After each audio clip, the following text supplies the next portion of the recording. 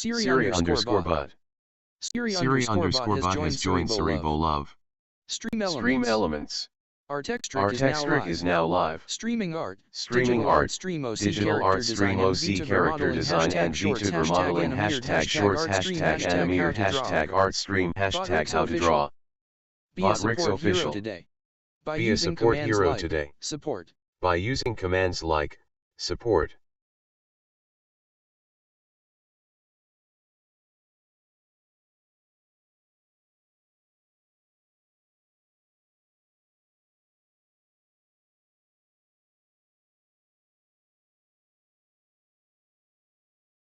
Ironikai. Okay, I see it now. Okay, I see it now.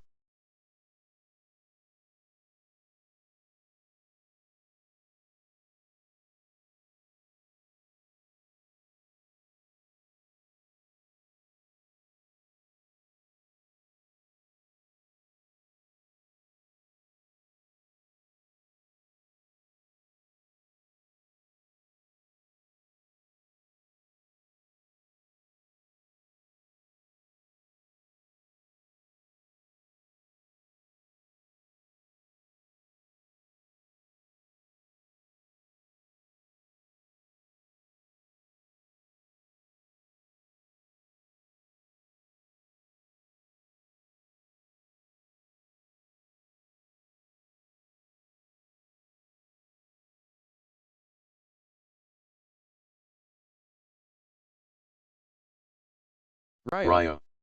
Present.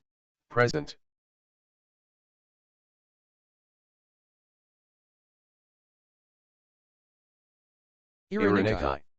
LOL welcome back RYP.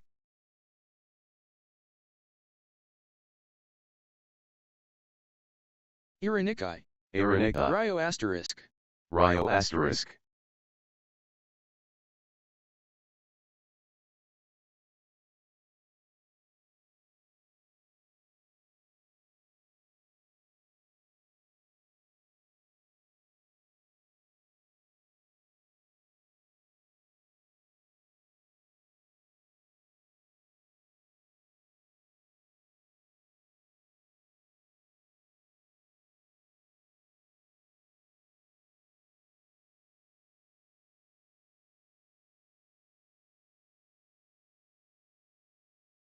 Ironikai.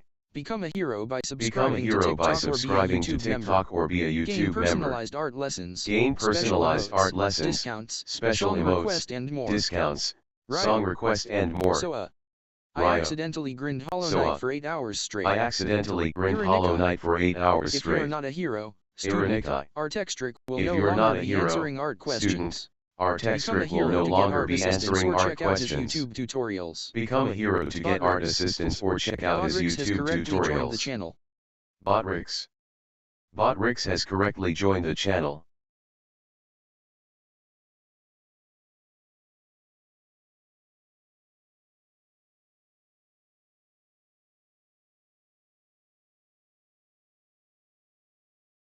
Ironikai. 3 more days. 3 more days. Join the Discord so you Join don't the miss out on Discord so you special don't miss out surprise. on special surprise Ryo. raising hands. Oh no, the echo. Ryo. Oh no, the echo loudly crying face.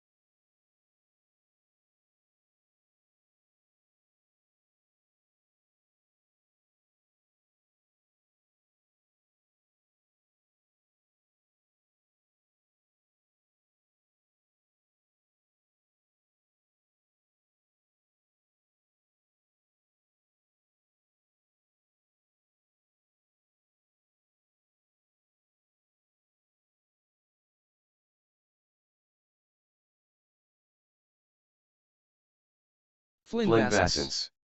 By the way, you are muted on regular YouTube. Yeah, I know.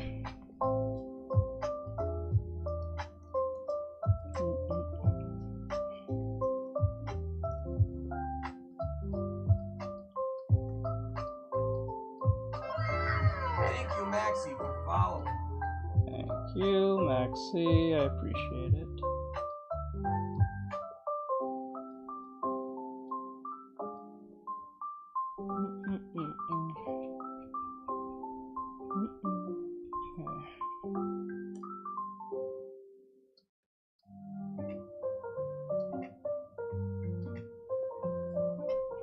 Says up Max XY Hello. Flynn Vassence. Flynn Vassence. Any particular reason? If I may ask? Copyright. Music. In the background. Playing.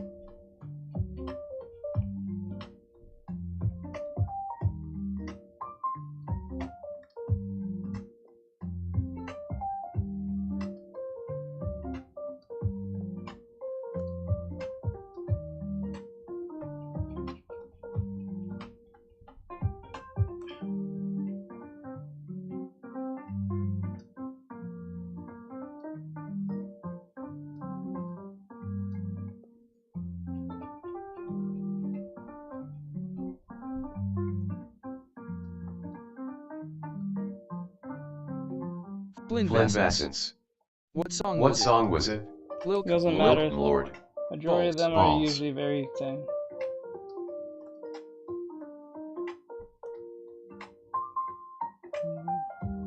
Majority of them are copyrighted in some form. Like this one that's playing.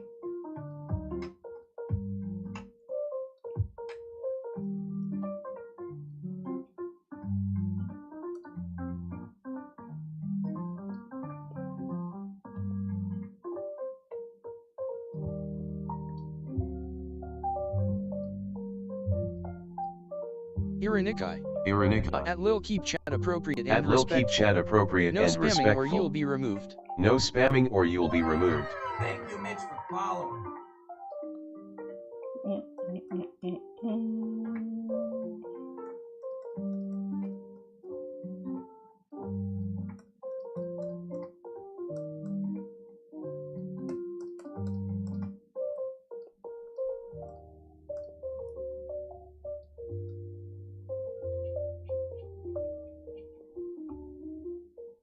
The fuck?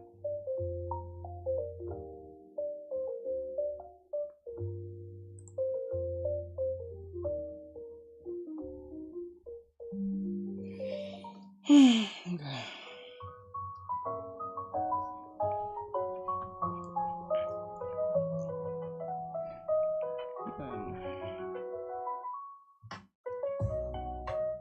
Says that Max XYT just doing character designs. Says is. Ironikai. Artextric is doing character designs. Link in bio for all equipment and apps used.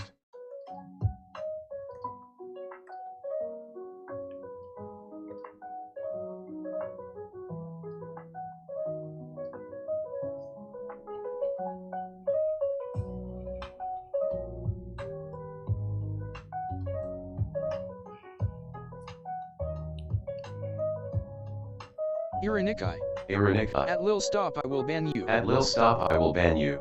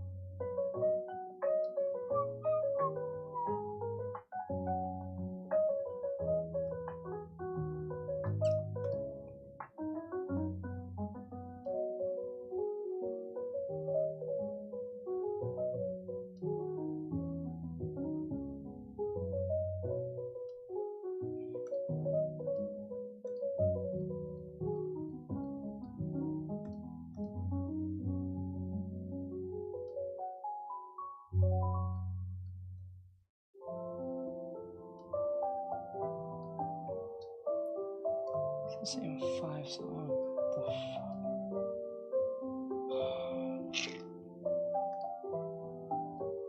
Wait a second.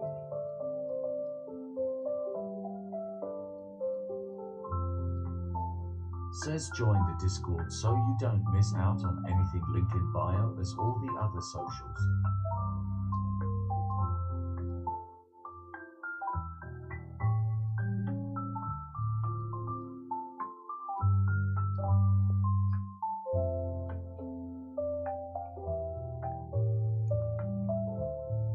Ironikai. Become a hero by subscribing to TikTok or via YouTube member. Gain personalized art lessons, special emotes, song requests, discounts, and more. Song request and Ironikai. more. Thank you, Mark. Ironikai. Thank you, Mark.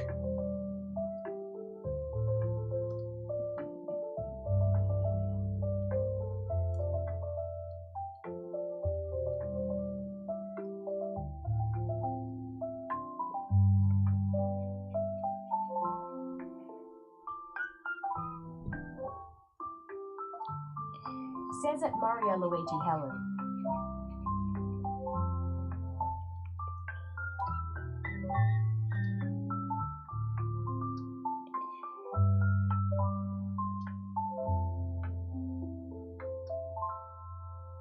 Says it Mario Luigi, yo. Okay.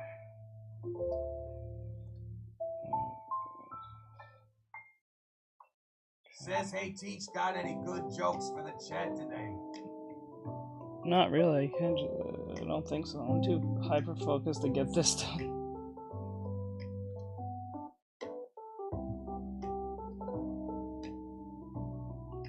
Nothing today.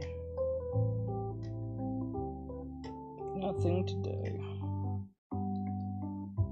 Says at Leafy and King Burrow for long time no see. What's up?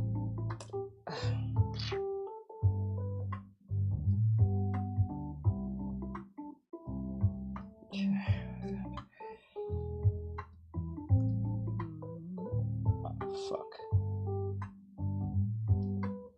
There you go. Clean up, clean up, clean up. Says been too busy with work to join as coach.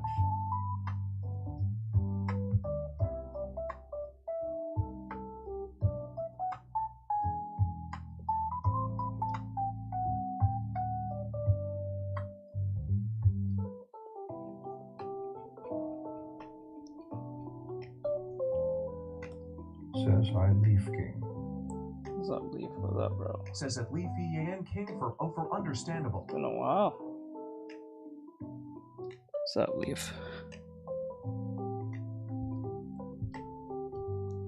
I don't understand why people come to YouTube Shorts, and say hi. I immediately respond and they just sit there and don't say anything. And then just leave. That shit's weird. It's weird as fuck.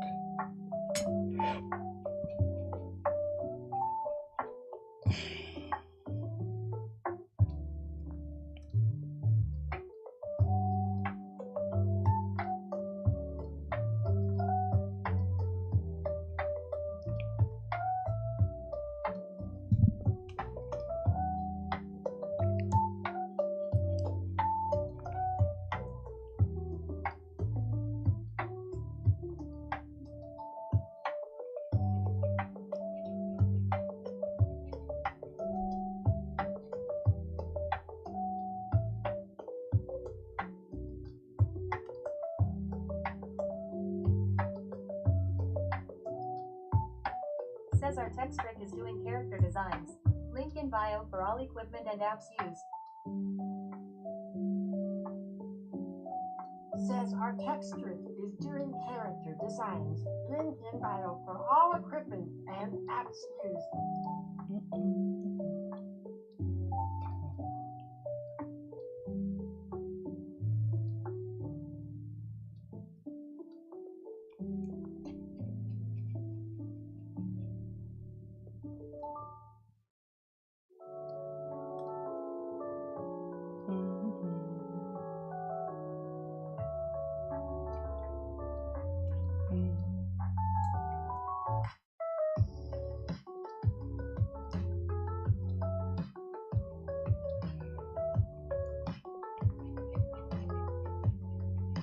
Ironikai.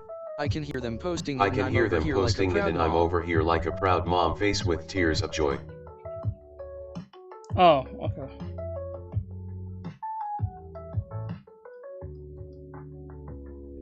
Like a proud mom.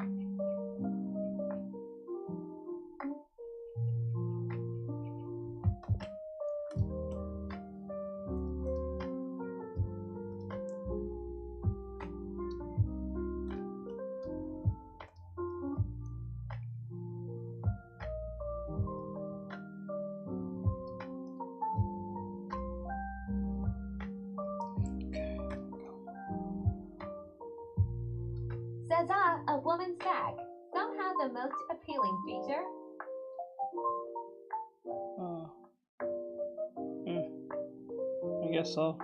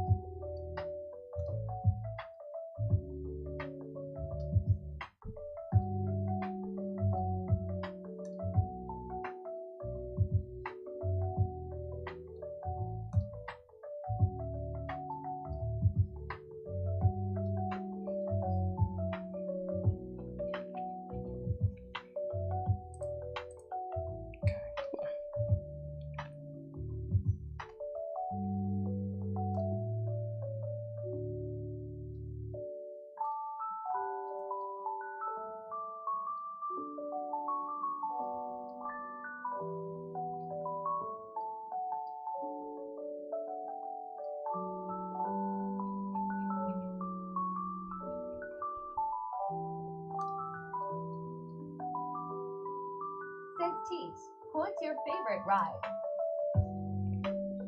What? Ride? What are you talking about? Ride.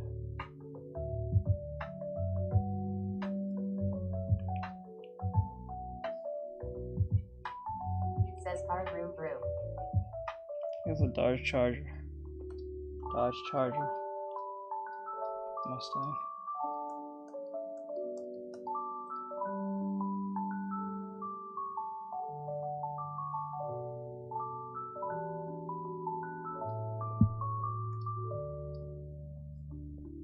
Let's see here.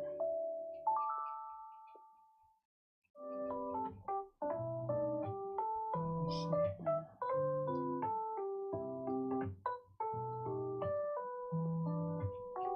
Okay, see that, and then make this a little more.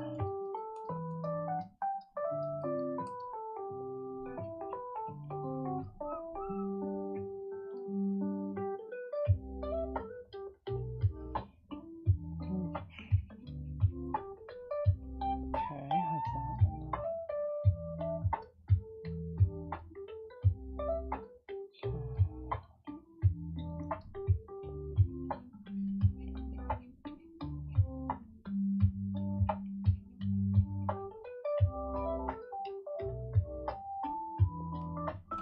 Okay, so what we're gonna do, oop, hold on here. Okay, grab this like that.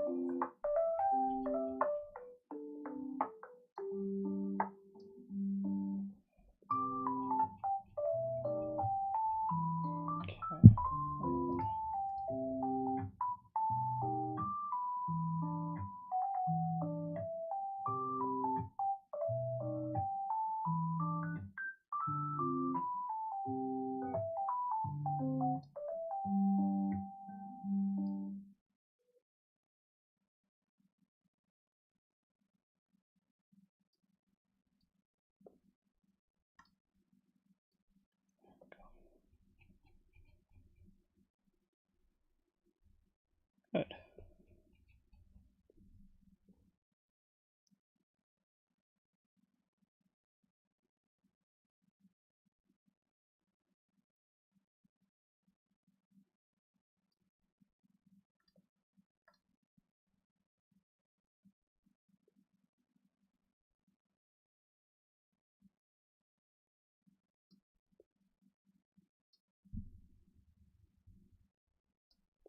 There you go.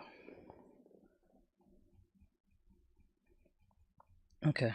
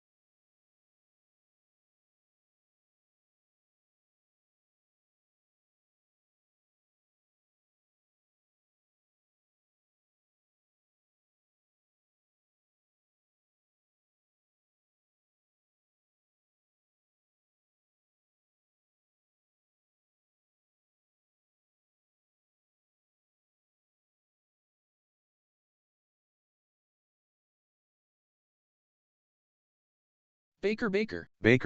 Hey Artextric. Hey Artextric. Hey bro, what's going on? I'm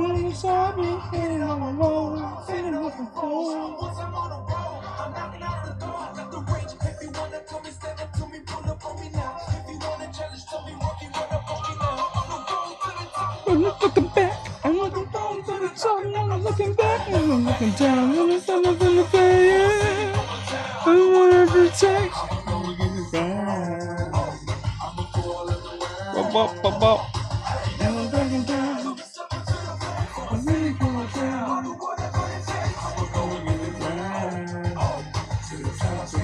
To the sides, yeah.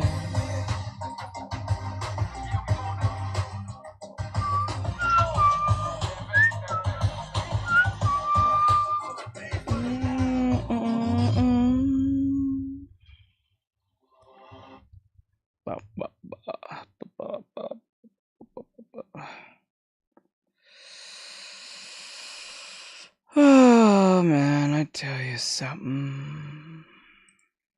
Says 5:20 p.m.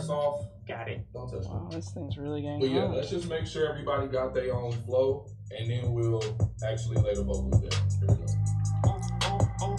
Hey, why you hating on my energy? I don't think you wanna be my enemy. I pop out, make a wild so celebrity. Too busy winning, I forgot that I got enemies. All up in my sack, I ain't got no feelings. Fly high, lift off, I'm a hit to ceiling. Big bag, got a bag, lot of money. Minute.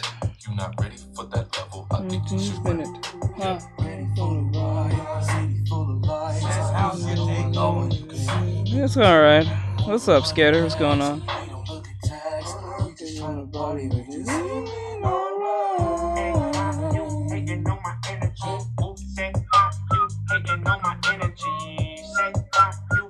On my energy, I don't think you wanna be my enemy. Okay, you hating on my energy.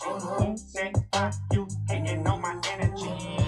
what's going on, bro? I don't care, Skater. I don't think you wanna be my enemy.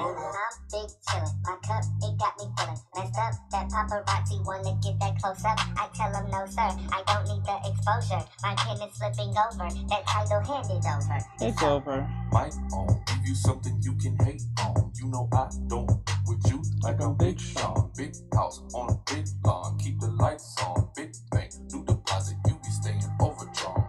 Flow is scientific, pen is so prolific. I could be specific, but I know that you would miss it. On another world, haters always try to visit. Pick a nice flow, switch it up and then I twist it. Hey.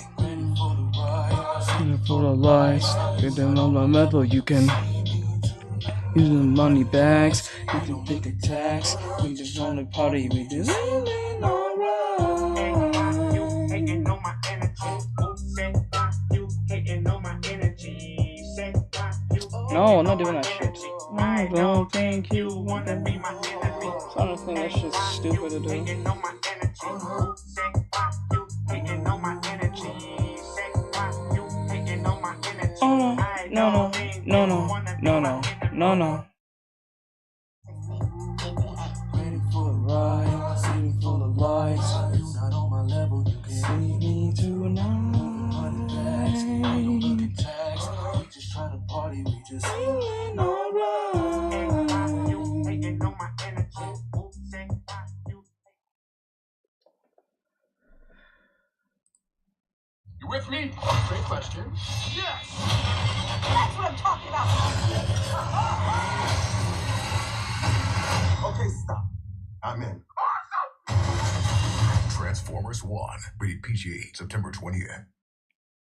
Tell me the duck story. Oh hell no.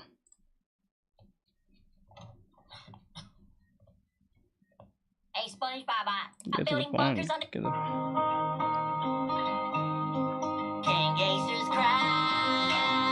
'Cause lately it's been weighing on my mind. And I say I'm fine, 'cause underwater no one sees it teary eye. And baby, all the people bikini bottom got me stressing out. I'm sorry I didn't have the time for you and now you're saying bye. Girl, I'm sorry that I really you don't like romance. but all I wanna do is be right there by your side. Gangsters cry. Sandy, I'm missing on you. ain't the same without you. Now I'm wondering. Gangsters cry.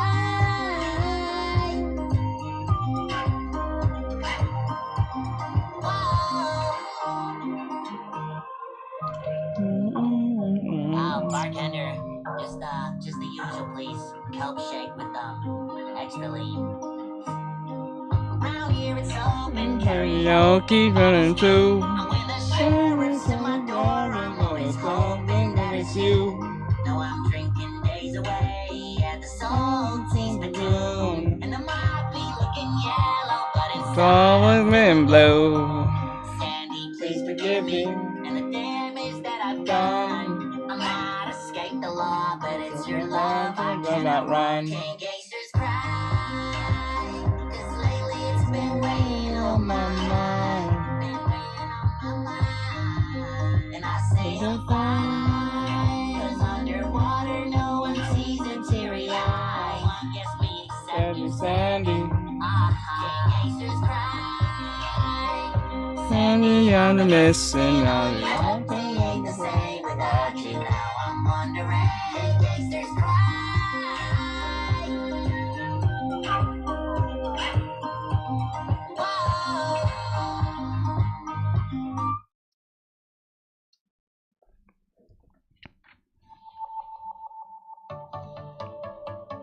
No. This, no. No.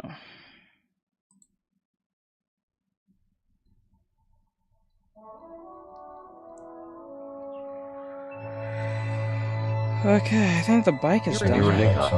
WTF is that song LOL.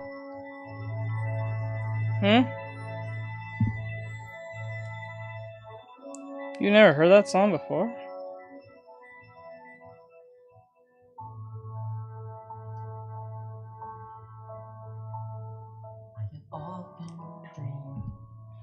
Far off place. Says no law.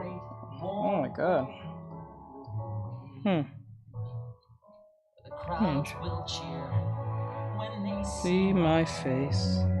The voice keeps saying, This is where I used to be. I find my way. I go the distance. I'm someday. If I can be strong, I know every mile will be worth my while. We'll go most anywhere to feel the night belong.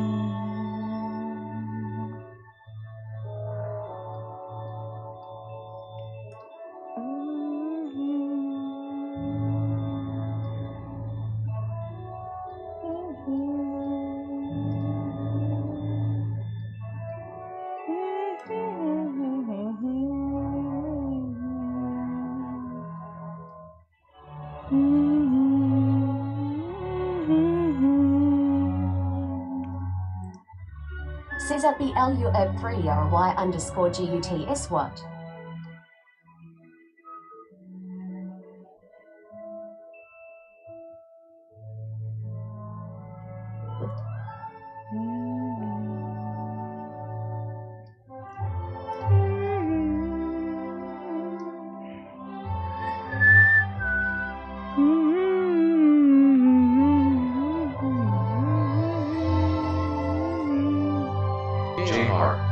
Hey yo. Hey yo. Hey bro, I'm on my way. I can go the distance. I'm very far. And I'll be strong. And every mile will be worth my while. I would go most anywhere to find where I belong.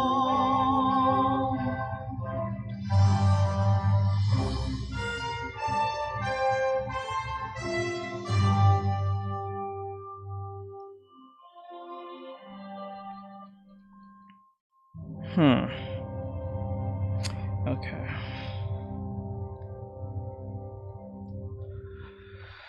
Alright, how many reactions do we have? We only have one. Here we are driving down the road, and all of a sudden, bang! Look at that. You know what we can do now? Go to safelight.com.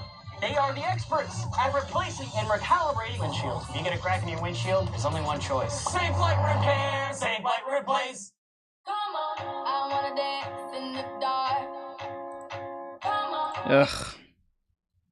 I'm not feeling that. Not feeling that at all.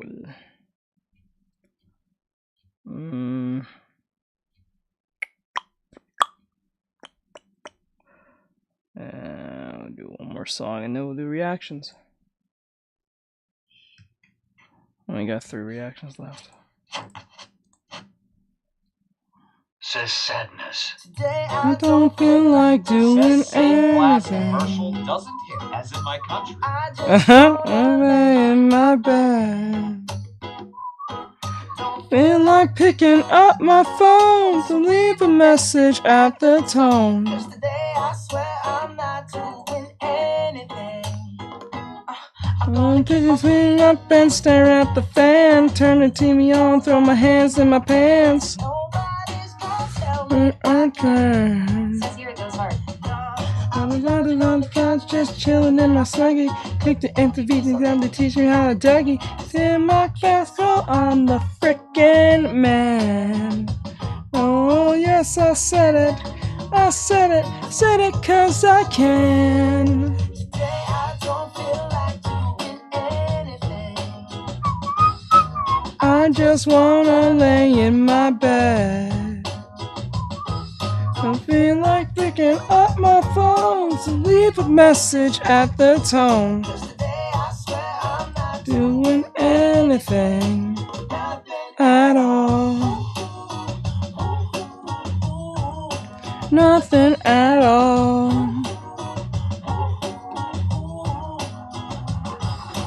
I wake up on the P90X with a really nice girl, have a really nice sex. Sleep on a stream out, this is great. Yeah, I just want a college degree. So proud of me, I finally brought you away. Oh, yes, I said it. I said it 'cause I can. Today I don't feel like doing anything. I just Wanna lay in my bed. Don't feel like picking up my phone to leave a message at the tone. Doing anything. No, I ain't gonna blow my hair. 'Cause I ain't going anywhere. No, no, no, no, no, no, no.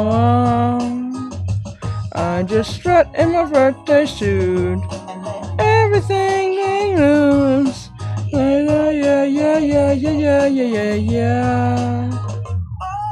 Today I don't feel like doing anything. I just wanna lay in my bed. It feels like picking up my phone to leave a message at the tone. Today I swear I'm not doing anything. Nothing At all. Nothing at all. Nothing at all. Alright guys, we're gonna do reactions. We only have 2 videos. I don't think it, well, technically 3, but just 2 anti-woke videos and 1, maybe like 1 anime video. So technically 3. This will be really short, or so. So if you want to hear the reactions at that point, come over here on YouTube or Twitch, depending which one you pick. It says 5:32 p.m. I know. Or so, and yeah, so come over here. Let me see. Okay, everything's over there. Okay, that should be everything. Okay. Okay. All right. Okay.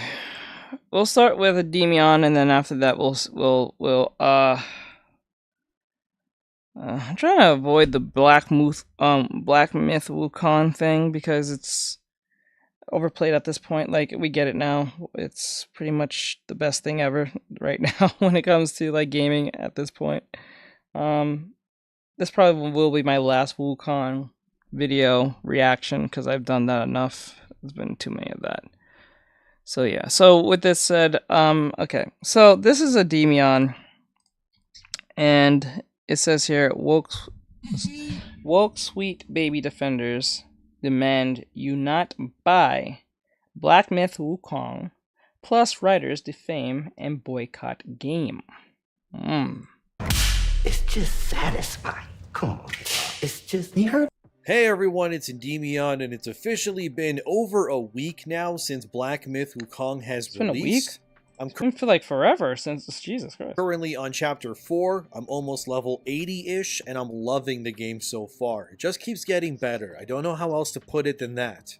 The game's systems keep opening up as I play, the enemy variety is surprisingly well done, and the bosses are also starting to get much more difficult as I keep playing. Nothing feels impossible, of course, but it is definitely a challenge nonetheless.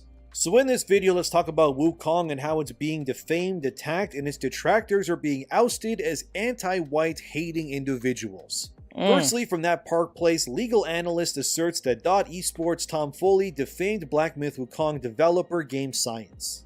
So in case you don't remember, in my previous Wukong video, I talked about .esports, a website that wrote an article that is titled, Black Myth Wukong's shameless lack of diversity is attracting the wrong type of fans. The entire article, to sum it up quickly, it paints the game. You know as what's really weird about this? When they keep mentioning that whole like lack of diversity nonsense against this game, don't they realize that this is a Chinese folklore type game? This is from the Chinese. This is not something that was just made up and someone just thought of. This was something that was made like thousands or hundreds of years ago or so. But the Black Myth Wukong thing is from like Journey to the West. It's extremely famous in like Japanese culture. I think these people really don't think. I think they are under the impression that this was a game that was just made up by some random on the street and then in China and just got famous over its like story writing over the hell. I don't. That's why I'm under this impression, because there's no way in hell you can sit here and say it lacks diversity when it's not even. Like, the idea of diversity and stuff wasn't even a thing. Of course they realize. The people writing these articles don't believe their own lies. It's all part of the misdirection propaganda culture war. Yeah.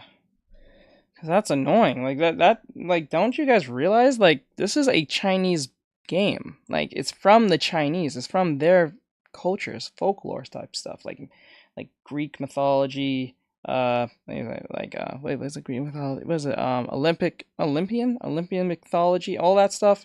Like, it's like that type of stuff. But I don't know what the fuck they're trying to start, but it's pretty much what JR said. Problem that shouldn't be celebrated because it lacks diversity. Even though it's a game where you play a magical mute monkey who fights all kinds of weird critters from foxes, wolves, dragons, spiders, and more.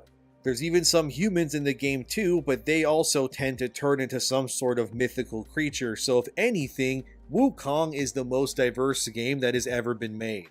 Because plenty of species are in it, but again, as we already know, forced diversity does not equal a good product. It actually takes more than stuffing your experience with checklists to make it something that people actually want to buy. And buy they have, since Wukong has apparently led to a surge of players in its wake on places like Steam. Like this article from IGN, Black Myth Wukong lifts Steam to 37 million concurrent players for first time. Damn. Yep, the release of the mega-based hit has helped Steam reach a new milestone in total players. In case you also don't know, Wukong has sold well over 10 million copies at this point. Some are saying that it's now crossed 15 million units. However, I was unable to find proof of that claim, so I can't confirm if that's true or not. And you see, confirming if things are true or not with real information is what separates someone like me or Yellow Flash from the journalists of the world. Sure, we'll crack jokes from time to time, but largely speaking, these videos wouldn't exist unless there's credibility involved. Unlike Mike Zero, I actually provide evidence when I make my videos. And when you don't have evidence of things happening or just make up what others say without showing their side, this can lead to what is called defamation. Pretty much, you can get sued for presenting someone as saying something that they didn't actually say, which in turn ruins their public or professional image, hence defaming. Well, let's circle back to that Park Place article. So Legal Mindset, who's a lawyer and a YouTuber, hell of a combo, has come to the defense of Wukong, saying that .esports journalist Tom Foley is pretty much defaming Black Myth Wukong, with their whole carefully constructed article that says things that never happened in order to push a narrative. Legal Mindset says in his video, and I quote, "It's worth pointing out that what he's saying is essentially, at certain points, defamatory. It's business defamation. Business defamation being making false statements that harm a business's reputation or their, business, their course of business, etc. To stop here for a second between the quote, Legal Mindset then quotes what Tom Foley said in his .esports report, which states, "Considering the reports of sexism running rampant within the developer's workplace, we can only speculate, but I strongly believe Wukong's lack of diversity is adding fuel to the fire." Legal Mindset then responded to Tom Foley's accusations again, and I quote, I quote, and this is World of Warcraft. "This is defamation. He's got no proof of this at all whatsoever. So that's defamatory. He's defaming them right there." End quote. And this, my friends, is what has been happening when it comes to Wukong's success, because its massive performance is not a good look for an industry that is trying to actively change the behaviors and wants of the player base at large. You need only take a look at stuff like Concord, which has recently lost around 60% of its player base already, which was small to begin with. And unlike Tom Foley over at .esports, who defames developers with no evidence, I actually like to show it, so here's some receipts. On Steam charts, Concord had 587 players over the weekend. This week, however, it's down to less than 200. This is the kind of game the industry wants more of, and it's not because the game is good or offers the players anything different, it doesn't, but because of what it stands for, which is diversity, pronouns, and anti-white male player audiences, and the player base of Concord is no surprise that it's open to abysmal numbers. But this is what happens when you chase everything besides what players actually want from their games these days. Wukong, however, is soaring. It has made well over $600 million in revenue already, and that number was from last week. Now, who knows, it could be 700 or 800 at this point.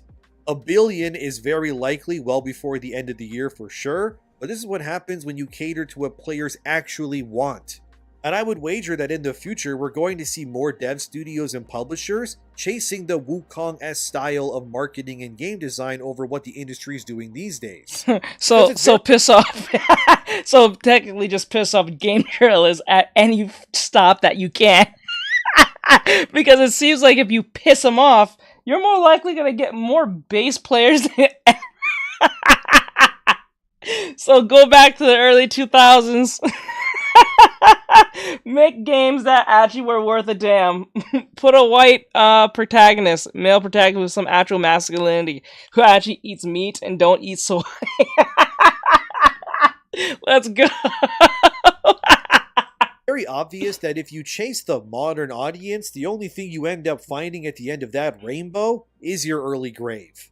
Other YouTubers like Faye Fee defends Wukong on her channel and showed— Note, he said rainbow. JR.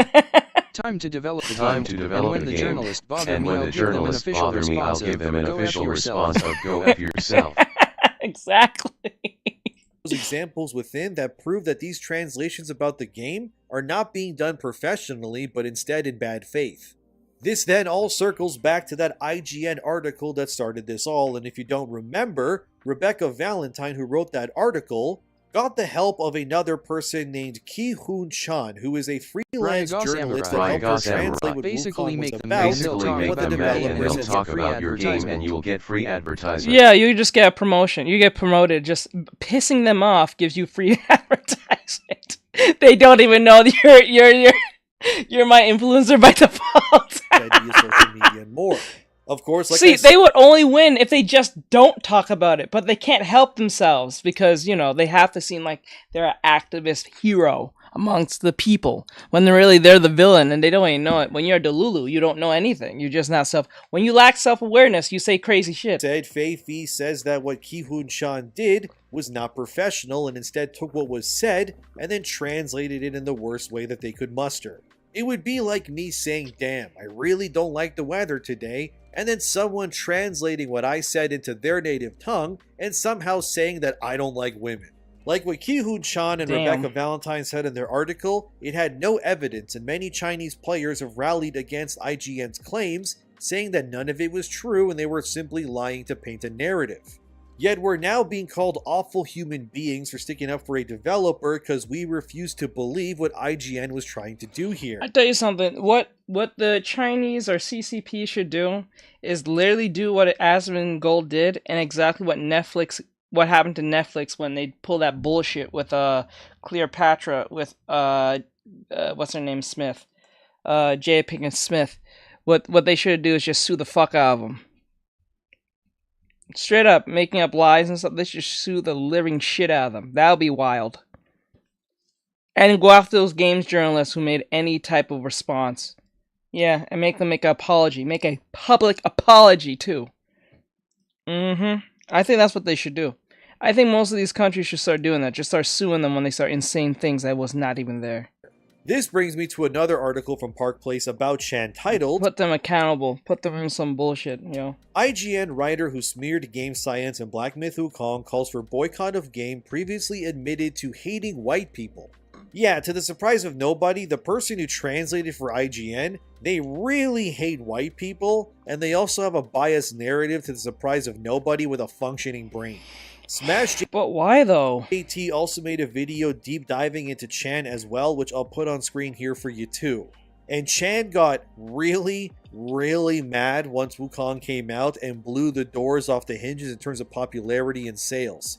And instead of congratulating a game that displays Chinese mythology and culture in such an incredible way, Chan instead said this via Twitter. I'm so effing pissed off, this has gone too far. Don't play Black Myth Wukong if you must. Go and pirate it if you enjoy it. I do not want to know it. F games. What? Oh man, when you're terminally ill. Wait, hold up. Make this make sense. The Asian person who translated said game or articles, or a case may be, has a problem that the Asian game is doing well.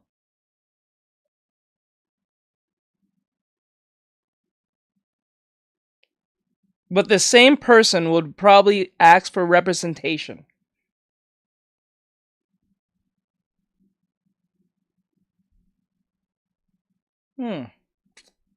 Something about that doesn't really make a lot of sense. Let me say this again. The Asian person who is a translator for IGN is mad at the Asian game that is doing well.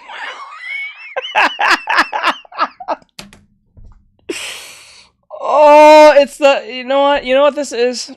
Do you know what wokeism is? It's just satanicness in its highest glory, but when you really think about it, it's the Ouroboros tattoo. That's what that is. That's what's if you think about it. It's illegal Did you know in China it's illegal to criticize China? Oh, I know. So even outside the country. Ever go to China, I don't know about. So if these reporters ever go to China, they will be arrested. Yes, I know that part. I know if you go to China, you say some insane stuff, you will get in trouble. They don't tolerate that shit. But like, yo, bro, like it's the Ouroboros tattoo. For most of you who don't know what the Ouroboros tattoo is, I think for those who have seen Full Metal Alchemist, it's the tattoo that is placed on each homunculus. It's the snake eating itself. That's literally what this is. It's the snake eating its own tail. That's what wokeism is in a nutshell. It eats its own tail without realizing it. Science and all the grifters who were doing this to one of my favorite people in the industry. Chan, by the way, is saying that grifters, he means anyone, I guess, who likes Wukong, so millions of people out there. Yeah, that term grifter is really overused and used extremely wrong to the point that it has no meaning whatsoever. It's like when we use all these ists and phobes and all these type of terms. They don't mean anything. Really just doesn't have anything to say. Like, it really doesn't. It doesn't mean anything. I really don't. Are mean bad guys because they don't believe Rebecca Valentine of IGN. And it's Rich saying that it's gone too far when Chan was directly responsible for the nuclear response to Wukong being attacked in the first place. This is like a rioter throwing a Molotov cocktail into a mom and pop shop, and instead of the place just burning down, they end up doing a GoFundMe and end up opening multiple mom and pop shops in the near future. It's the equivalent to stepping on a rake over and over as it hits you in the face, and you just keep getting mad that you can't stop embarrassing yourself like this. Like, dude, you did this. The IGN article wouldn't exist without your translations. You were hired by IGN to help them. The words that were written, the way that they were interpreted, was done by you and you alone. There was no one to blame for this massive success and reverse loss in your favor than yourself. Saying this has gone too far might be an understatement because your efforts ended up making the people you hate into multi-millionaires overnight. Whoops. And it's hilarious that you not only are mad of yourself for creating a global phenomenon, but you also ended up advocating for illegal activity as well. You also said people should pirate Black Myth Wukong. You know that's illegal, right? You're telling people to steal something for free if they want to play it. You can't be serious here. It's like these journalists never developed mentally out of adolescence or something. How can you allow your emotions to control your actions so easily? Well, when you lack a father in life, and then also when you go to school and been babied most for a good 4 straight years and plus, you tend to say insane things and lack self-awareness in that stuff. You know, if they had just written an article that was anti-China rather than some nonsense about diversity, Mm-hmm. I would have at least respected that. Mm-hmm. Shit, that's wild. When you lack critical thinking skills and people around you that tells you the truth, that's when you say insane shit. And then that's why you could be an Asian individual from the or someone from, I guess, who's born in the U.S. hopefully or probably, but still is Asian by descent, by blood, and then still want Asian people not to make it, but also say the same thing. We need representation. That is very weird.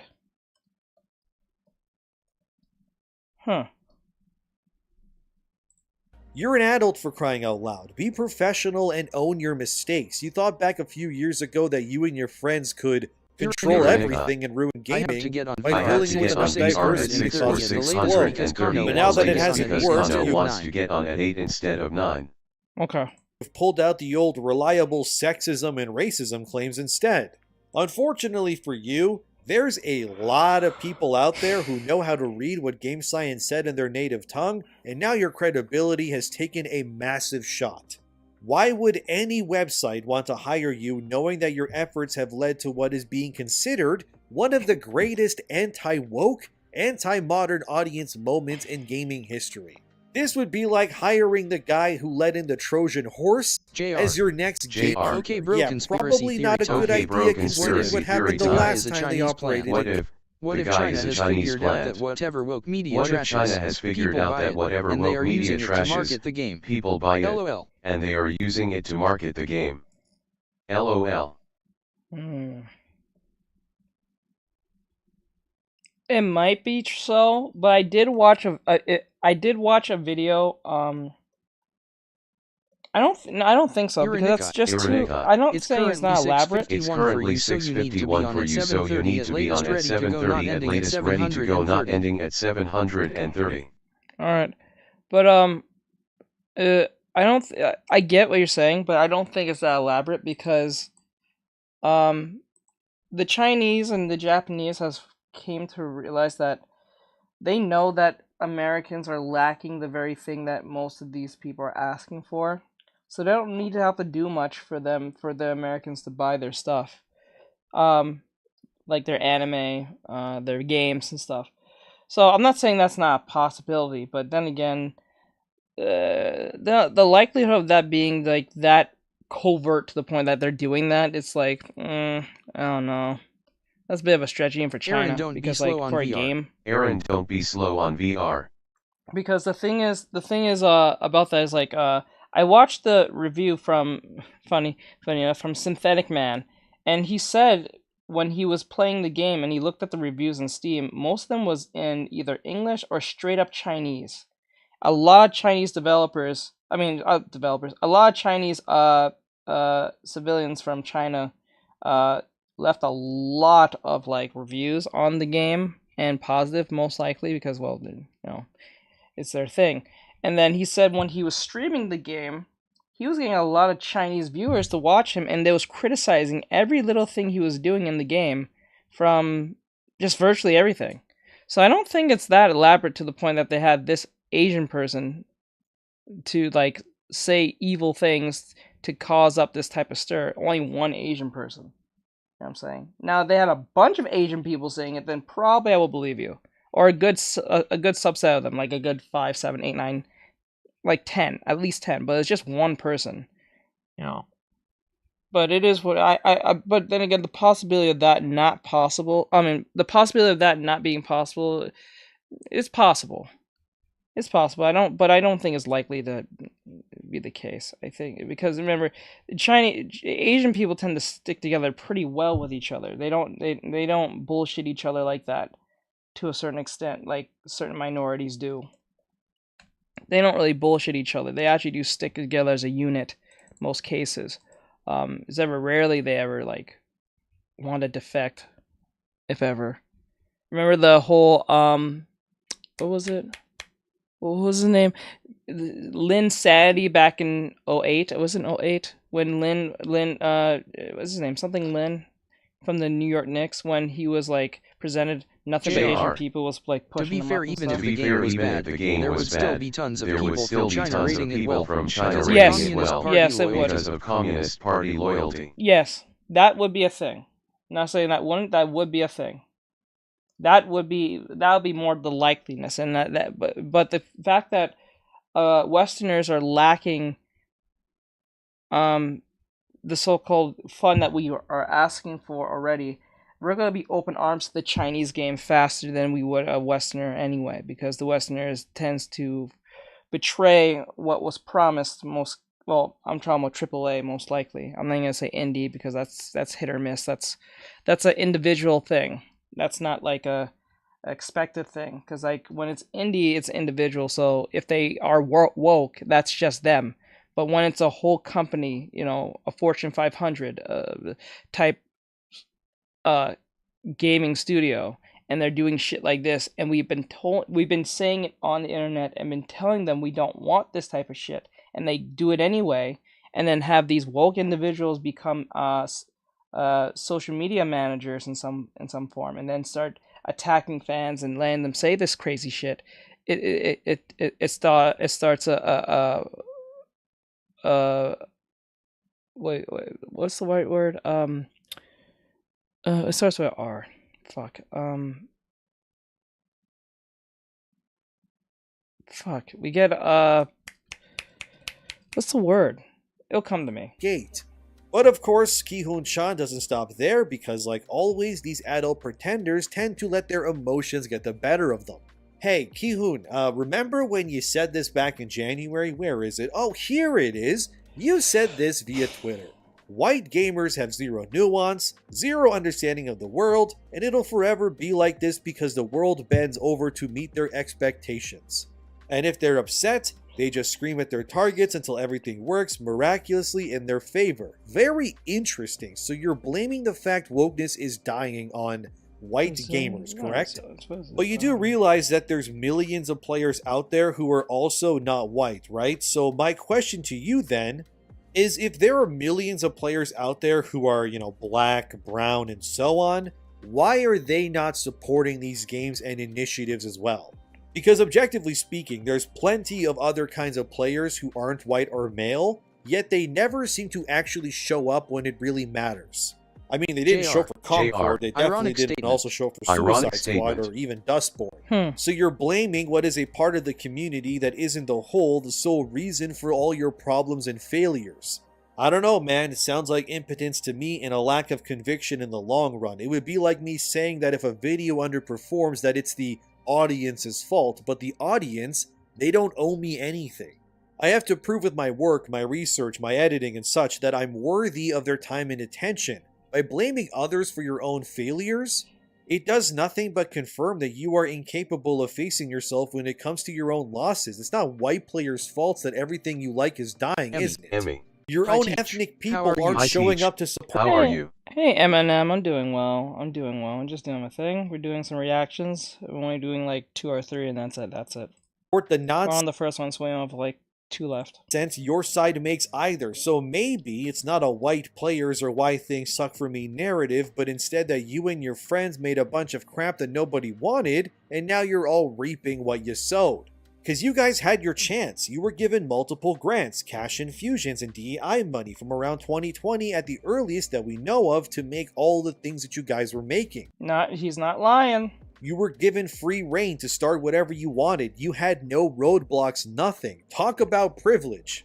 And even with all the help in the world... Resentment! That was the word. You have nothing but resentment. That's what causes that issue. And that resentment turns into hate. Well, it's just resentment and hatred in general. And then what happens is you're going to end up being like, you know what?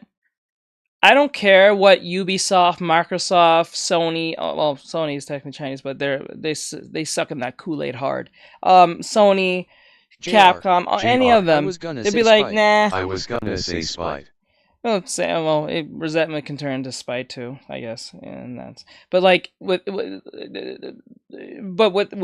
that notion that you already know that the people that you trusted betrayed your trust and won't do what you asked them to, the people you're buying from, you're gonna go somewhere else, right? And then the indie Chinese company or Japanese company who's presenting what you want, you're gonna go over there. You're gonna go over there. It just is what it is. You're going to want to get what you are asking for, right? So that's the best thing for any customer to do, you know. So world literally. Like so that's why I don't think it's a like a Chinese thing where they just sent this industry Chinese plant to become a self-hatred type individual. I don't think so. I think that is a person who has sucked the Kool-Aid, who's been in this country long enough and been brainwashed to believe that all white people's their problems, and then if anyone is probably Asian adjacent to white people, you're probably just as much as worse. You know what I'm saying? It's just, this is just an individual who is lost in the idea of Marxism and just hatred amongst themselves and their country and blah blah blah. And you guys had all the help that someone could reasonably gain.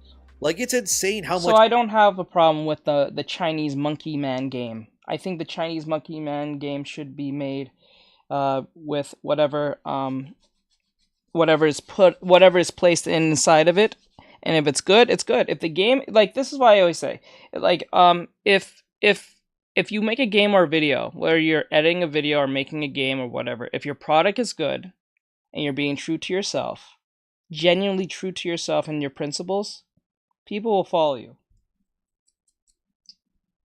There's no algorithm that's going to ruin that. You know what I'm saying? Like, there is an algorithm that will make it hard, but it's not going to completely like decimate you. If what you're saying is true and it has truth, facts, and a form of conviction, people will follow you. Much piggybacking you guys got for money and so on, and you still failed. Even the people you catered to, the they, them wokies, they didn't even show up when it mattered either. None of them bought your games, read your articles, liked your tweets, or actually gave you the real support that mattered when times got tough. Yet on the flip side, whenever some DEI weirdo attacks a base developer, like in Soul Ash 2's case, players rallied around it. The same way they did with Wukong, Stellar Blade, the list keeps going, and mind you, the people who showed up to help were not in fact all white. No, my dear Ki-Hoon-chan friend, it was people of all walks of life. Because while you believe that all it takes is surface level deep actions to achieve greatness, the human condition has always succeeded in the end anyways. And that's because deep down in our core, people know when someone's being disingenuous, when they're lying to you, and they are giving you the bare minimum in response. Oh, Aaron, just in case I don't make it in time, please send me the rest of the other, what is it, like nine, or send me a picture of the other 9 worlds and I'll just check them out by myself. Response to your support. So what's very likely is the reason why your Wukong boycott didn't work, and the plenty of games that sucked and failed as well, is because even the people who came from all of these diverse backgrounds, which, what does that word even mean anyway, diverse? White people's backgrounds are diverse too. A Swedish person and a dude from Serbia, they couldn't be more different in terms of culture, legends, and even infrastructure, yet they're both white-skinned. No, but that's the problem, because they're both white-skinned. That's the problem. That's the problem for them. Because they look similar, they don't look drastically different, therefore they are the same. That's just how it is. That's how they think. As long as they're not drastically different for them to see from a distance, they're the same. It don't matter. That's the problem with them. They are the racist without realizing they are the racist. You become what you hate. It is true. You become what you hate. It is what it is. The thing that you hate most, you end up becoming after a while of obsession with it. Their music is different, the way they dress is different, their language is completely their own too. So what does diverse even mean? Everyone. What did Obi-Wan say? You were supposed to destroy the Sith, not join them? Is diverse. I don't really care what color you are. Even if you're white, I'm here to tell you, you are in fact as well diverse too. Don't let people tell you that you're lesser or something just because your skin is white. That's dumb. Imagine a woke person traveling back in time to stop evolving warring states from fighting with guys. You're all white. As a past hater, I can say that's it's as like, a past hater, I can say that's true. Bro, that's like, when you think about it this way, it's like that scene. I don't ever want to see that movie with Kevin Hart. I forgot what it was. I think it was it's that movie with him and Ice Cube. I forgot what it's called. And it was the first movie. And I remember he plays a security guard in the movie. And at the beginning, it was even in the trailer, but like in the movie, he finds these bunch of these white kids because he's a security guard at the high school, and these white kids are like fighting, and he runs between the white kids and say, "Hey, stop! You're white, you don't fight." That's exactly what I thought of when you said that. I was like, white people fight all the time. What are you talking about? Like, we have really brainwashed our kids to think white people just don't do anything. Jesus Christ. What the fuck? But diverse people, they saw through your lies, and now your side is falling apart. They knew it wasn't genuine, and now you're all panicking. You're also kind of a racist, Kyuhun-chan. I mean, remember when you said this back on January 21st, 2022? You said via Twitter, "Do I hate white people? Yes. And if you're a friend, you'll understand why this is never personal. I hate white privilege so much, their ability to scream reverse racism when faced with a tiny bit of criticism. The world revolves around them, even in Singapore, every day." Wow. You must... And you know what's funny about this, too? The same people who claim they hate white people will end up being with a white person they'll be romantically involved with 9 times out of 10. Ain't that funny? I think there was like a whole subgroup of people who claim they hate white people, but they say they'll only date them because they're trying to... What was the reason? It's like a weird hate fetish thing. It's a weird thing. Imagine being a white person in a relationship with a minority, and the minority always constantly brings up your whiteness in the relationship, or if you ever give an opinion that seems stable and sound, but because it goes against their narrative, it goes against their narrative, they like to bring up, you know, love what they hate. Yeah, like they love what they hate, they become what they hate. It's like, it's really strange. It's a weird thing. It's a weird thing. It is a weird JR. That happened to me. Thing. I don't know what happened to me. Can you imagine that it didn't work out? Because like, it's like, no matter if you give like, and I've seen this happen, and I've seen some people that I've known that's in an interracial relationship, they'll be with the person they're with, and whenever that person has like a problem and they bring up like the race, which is not all that serious, they'll try to shame their so-called significant other. To like beyond anything. They'll try to shame them beyond anything, saying like, "Oh, you don't understand." JR. Then why are you with someone who don't understand? She would call me up crying having been pulled over by a cop screaming she was gonna die, even when the cop was the same race as her. Yes, that's what's scary. That's scary. That's scary, bro. Like, if you're thinking like this, and no, he said the cop is the same race as you. That's crazy. I gotta mute myself because this is gonna be causing trouble. Hold on. It's gonna cause too much trouble. There we go. Anyway, so like it's like that's crazy. Think about that. And then LOLJR.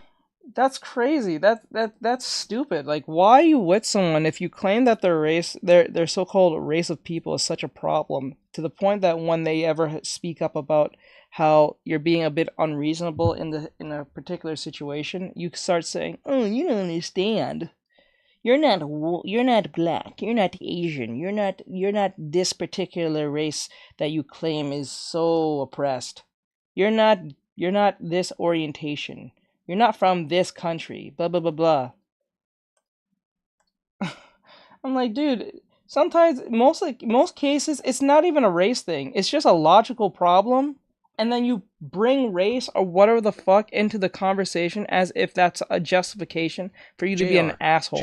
I think like, it's because they don't actually believe the lie they are preaching. Not really.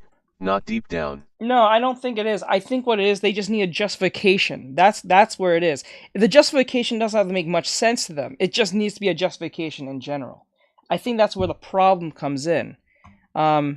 Blame anything but me. I am not the problem. I am the victim. No matter what, I need to be the victim. Because if I'm the victim, I not only get the points of do whatever the fuck I want, but I also get the pride. I get the accolades. I get everything but being accountable. Because accountable is not fun. I have to say sorry. I have to do the right thing. Especially that I have to do the right thing all the time. My justification is just because. Yes, just because. Just because.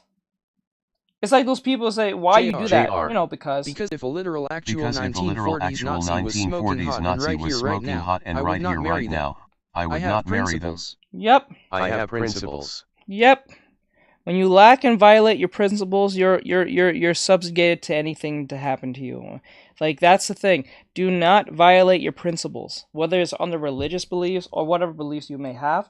Do not violate your principles, because once you do that, you are subjugated to anything happening to you from that point. You know what I'm saying? Ah, yes, admitting that you hate white people in general. It's one thing if you lack in ignorance in certain situations, but when you purposely know what's going on and you violate them because, oh, it's a friend, or oh, it's a family member, oh, it's a this, or oh, it's a that, you're letting the Trojan horse into your problem or into your space, and then once the Trojan horse opens up, whatever comes out of it, well, that's on to you. You know what I'm saying? You can't play those games. You can't be a respecter of a person. You have to be respectful of your principles. Once your principles are violated, everything goes out the window. No one respects you. You don't respect yourself. No one respects you. Why would I take you seriously if you don't respect yourself? Like, it is what it is. You have to know what's best for you in the situation, no matter what, and have community thinking amongst your peers. So you shouldn't just look out for yourself alone, but look what was best for yourself and the community around you in a way that, if it was you, would you want that happen to you? You know what I'm saying? And is it fair? Regardless of the so-called political climate or whatever race oppression you want to play, Olympic bullshit, you know what I'm saying? Is it fair? Is it fair that this white guy or white lady is getting the same accolades as that black person who's DEI? You know what I'm saying? JR. Is it fair? And that's why we have the And guy that's code. why we have the guy code. Yep. General, no matter who they are, because they're white, but it's not personal. It's not racist, of course, because you can't be racist to white people, apparently, which... You can. A black person can be racist. An Asian person can be racist. An indigenous person can be racist. A person who has no arm or leg or literally walking with no limbs whatsoever can still be racist.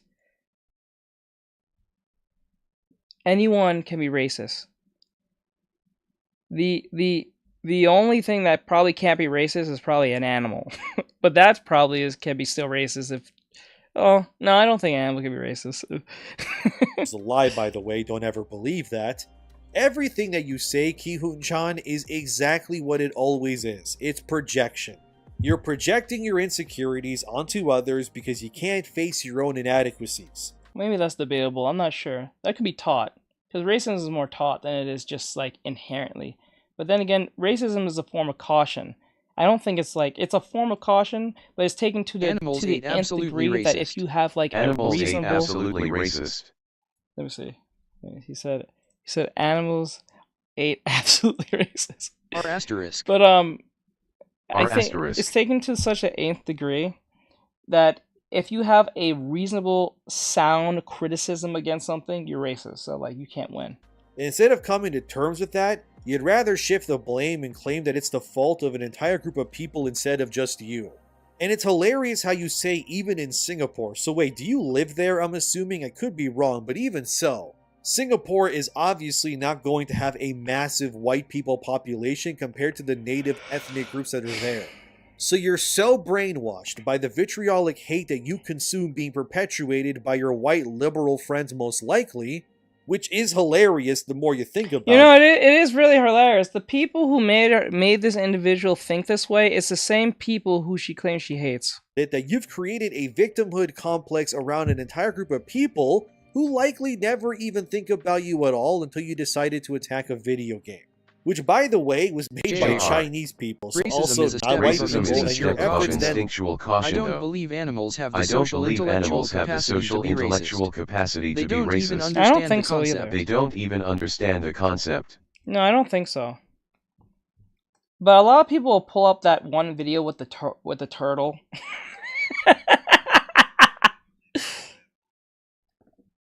Yeah, it's been a while. It's been a while. Oh, you still have the same profile picture. I don't remember the name, but I think I recognize the picture with the Robin from Teen Titans when he went on the prom with Starfire. Led to that game exploding in sales. Like, what an incredible career, Chan. You're the first person to successfully somehow own yourself in so many ways I recognize that it should be considered an Olympic sport. It's incredible that Black Myth Wukong has been defamed, attacked, ridiculed, and advocated to be pirated of all things. And in the end, that none of it was going to work. I mean, the game was always going to be a hit. I have seen a video about but thanks to the efforts of these individuals like Tom, Foley, and Chan and Rebecca, they managed to turn a modest success into pretty... Okay. Because, like, there's pictures of, like, there's a video of a little turtle, and the guys have a shoe, right? He has a white shoe, and he has, like, tape on it. And it's like a white, and then when the little turtle, I think it's a tortoise. The tortoise walks up to the white strip of the shoe. He doesn't like headbutt it, but when he sees the black strip, he starts headbutting it. Now, I don't think that's racism. I think he just knows the color. He just knows the color, but I'm pretty sure he saw a black person. I don't think he'll be just monkeys or penguins. Monkeys and monkeys and penguins. You gotta send me a video on that one. I'm not sure about that one. I never seen that. I know that pretty turtle. much the next I know that turtle. point. Yeah. Honestly, Chan, that's the only video I saw that was the closest thing. I'm like, well, he could have been just trained to know what black and white is. But I don't think if he went up to a white person, he's attacking them, or a black person. I think it can instinctually know the difference between a straight black, like the color I'm saying. Because, like, if he saw, like, a light-skinned black person, I don't think he's going to be headbutting anytime soon. Work in marketing. Like, I'm not kidding, dude. I remember the strip of the black of the tape was extremely black, like black. So, like, the chances of this tortoise running up, this baby tortoise, this little kid tortoise running up on a black person and just headbutting them is unlikely. It takes to clearly take something and bring it to so many more eyes and ears with a few that isn't racism, though. I don't think so. That in animals are personifying them. Instead, they have basic tribal and group instinct. Yeah, I don't think they that have is. no concept of race or even species for that matter. No, I don't think so. I don't think so, because like some animals eat each other, and they're from they could be from the same pod, tribe, group or whatever. They sometimes eat each other depending on situations. It is what it is. It is what it is. I think if I have to remember right, I think crows are like the only ones that holds court in their groups. I don't think they're the only intelligent species of animal to do this, but they're known to be very quite analytical to a certain to be very intelligent on how to work amongst each other and how to distinguish each other. I mean, your cat will eat you I when mean, you your die cat if will you eat fall you in when your you house. die if you fall in your They house. aren't human. True. They aren't human. No, they're just surviving. They're just surviving organisms that just runs around and do their thing. If the cat is stuck in the house with a dead person, it will eat you, or it will try to eat you. 7:20 p.m. 7:20 p.m. 5 minutes left. Yeah, I'm not gonna make it. So send me the video. Send me the last few worlds that are there. There's about like 10 of them. So send me the last one in Discord and just like circle them, and I'll look through them after the stream. I'm not gonna make it. We have to get these out of the way. Science so much money, they could literally drown in how much money they've made in the past week alone.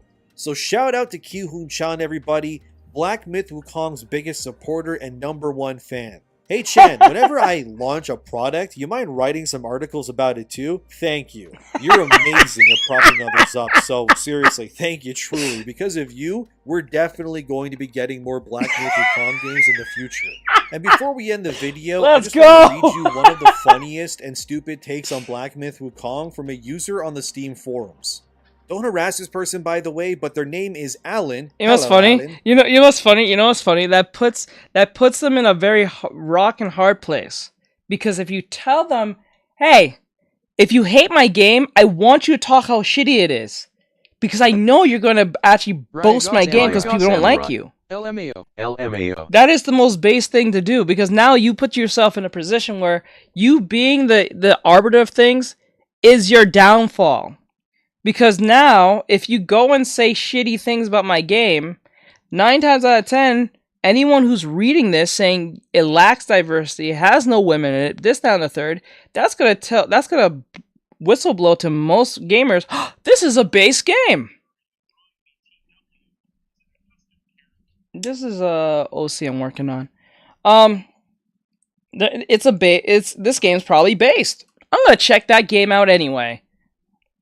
Now they're like, shit, our opinions was supposed to derail this, but we're actually helping. So if I don't talk about it, they might find out anyway. But if I do talk about it, they're going to find out anyway. Fuck! Oh, man. IGTG. See you soon. Okay, later, M. Damn. Talk about being a rock and a hard place. Sucks to be a games journalist, huh? Looking for these? But Alan said this via Steam, and man, it's Alan. Hello, Alan. Looking for these? But Alan said this via Steam, and man, it's so dumb. Let's read it, and it's titled, that shit You crazy. Should Not Have Supported This Game. Before you fly off the handle and call me woke, hear me out first, okay? There are groups of people out there who have been marginalized for centuries, and we live in a time in which past wrongs can finally be righted. It's baffling to me that you can play a game knowing that not only are the devs proven sexist, but they refuse to include a single iota of diversity in the game. Who cares? Who the fuck cares? Who cares? Like, it's gonna get to a point where people are gonna say, who cares? It's not just gonna be me, it's gonna be a bunch of people. I'm pretty sure most people are saying this now. Who cares? I don't. I really don't. As long as the game is good, that's all that matters to me. If the game's fun, Don't matter. Well, it was made by a person of color. JR, I am Person of convinced whoever. that people who want to write past wrongs are narcissists who think they are gods. Yes, you're not wrong. You are beyond right. It's people who are narcissists. Usually, what did Jordan Lee Peterson say? He said, narcissists, usually the main core of a narcissist is someone who's trying to get accolades for doing absolutely nothing. They're trying to do very little to nothing to get accolades or get titles that they did not deserve. It's literally what that is. That's what their goal is to gain as much stuff without doing as much work. So if they can do literally zero work and get praise, they will do it. They're not people who earn. Well, it takes a special narcissist to like earn and then be a narcissist, because I don't think you'd be a narcissist in that sense. I think you're just very competent, and then you're just you're probably overconfident, but you're confident. So I can't call you a narcissist too much. But if you're a person who's just literally trying to right wrongs that you can't really fix because you feel like it's an obligation in some weird way that you really can't do anything about, but you're just trying to virtue signal or whatever case may be. Oh God, nah, come on, bro. You can't do anything about it, but you're trying to rewrite history as much as possible, and that's gonna bite you in the ass anyway. If you guys manage to do that, that's gonna bite you in the ass more than you think. What would it hurt to have a person of intersex traits in the game? Why would it be bad to have a single person of color in it? Just one, a single one, and they could be in for 5 seconds and it wouldn't hurt you, wouldn't it? Don't you think it would make their day to see someone like them for once? Who is really the snowflake if that would bother you? Bro, I'm telling you, this is a game about a monkey with a staff. Where in the fuck do you think you need your so-called diversity? Do you need your person in the wheelchair? They subscribe the delusion that if they were in the past, they would have done things differently. But in reality, they would have been the worst of the worst. They are crowd followers. What's weird about this is that if they put someone who is disabled in the game, like someone who's in a wheelchair, how do you expect that to work in somewhere in like the era of this game? Wheelchairs wasn't a thing back then. If anything, back then you had to pick up the individual on like a stretcher or something, I think, to a certain extent. Or you have to literally just pick them up by hand and take them to the next place. I think that's how it used to work or something like that. They didn't have nothing called wheelchairs. That was not a thing. They don't even have to be the main character. It's just crazy to me that anyone would support a game that's leaning so far to the right on purpose. It's like none of you even know anything about it and just bought it because some World of Warcraft YouTuber told you to. You should do more research before making such an expensive purchase. Instead, you were actively marginalizing people who don't deserve it. That's all I'm saying. They'll just crawl, I don't know. You should put yourself in their shoes. This Dungeons is not ADA wheelchair compliant. Yeah, right? Imagine that! Think that to yourself. Bro, imagine, like, what JR said. Imagine saying these wokies back in, like, the medieval days. You go to a dungeon. You go to a let's just use that as an example. You go to a dungeon, and it's not wheelchair accessible.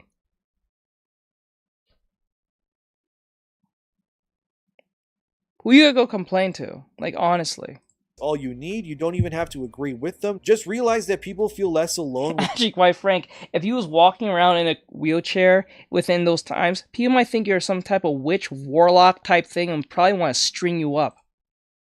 When they can see themselves in their entertainment, it's just sad that you would purposely be against that.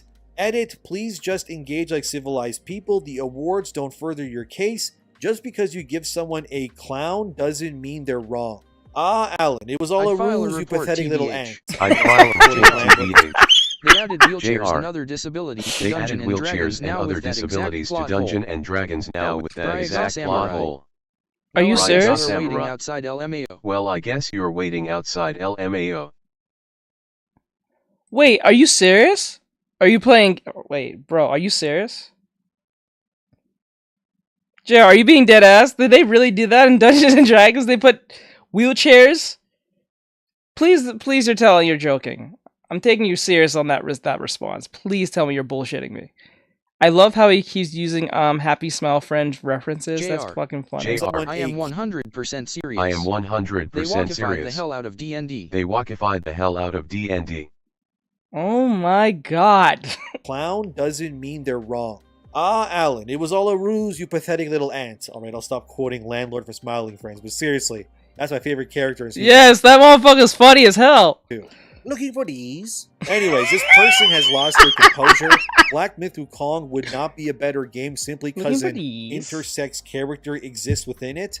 Because again, like 99% of the characters are literally just weird animal things. I don't know what good it would do if a monkey with lipstick and a septum piercing looked directly into the camera at one point and went, "Did you know that I'm gay?" By the way, is it weird anyone else that the game is based on Chinese mythology? Yet all the English voices are in British accents? Rolling on the The floor, game laughing, doesn't rolling already on the seem floor, to care laughing, about rolling these on things, the floor, but hey. laughing, rolling on the floor, laughing, rolling on the floor, laughing. Bro, oh man, we are living SNL levels of like, fuck, bro. These are like, They don't, then neither do I. But it is funny how everyone is British in this game considering who made it and what it's about, but again, they're animals, so who cares?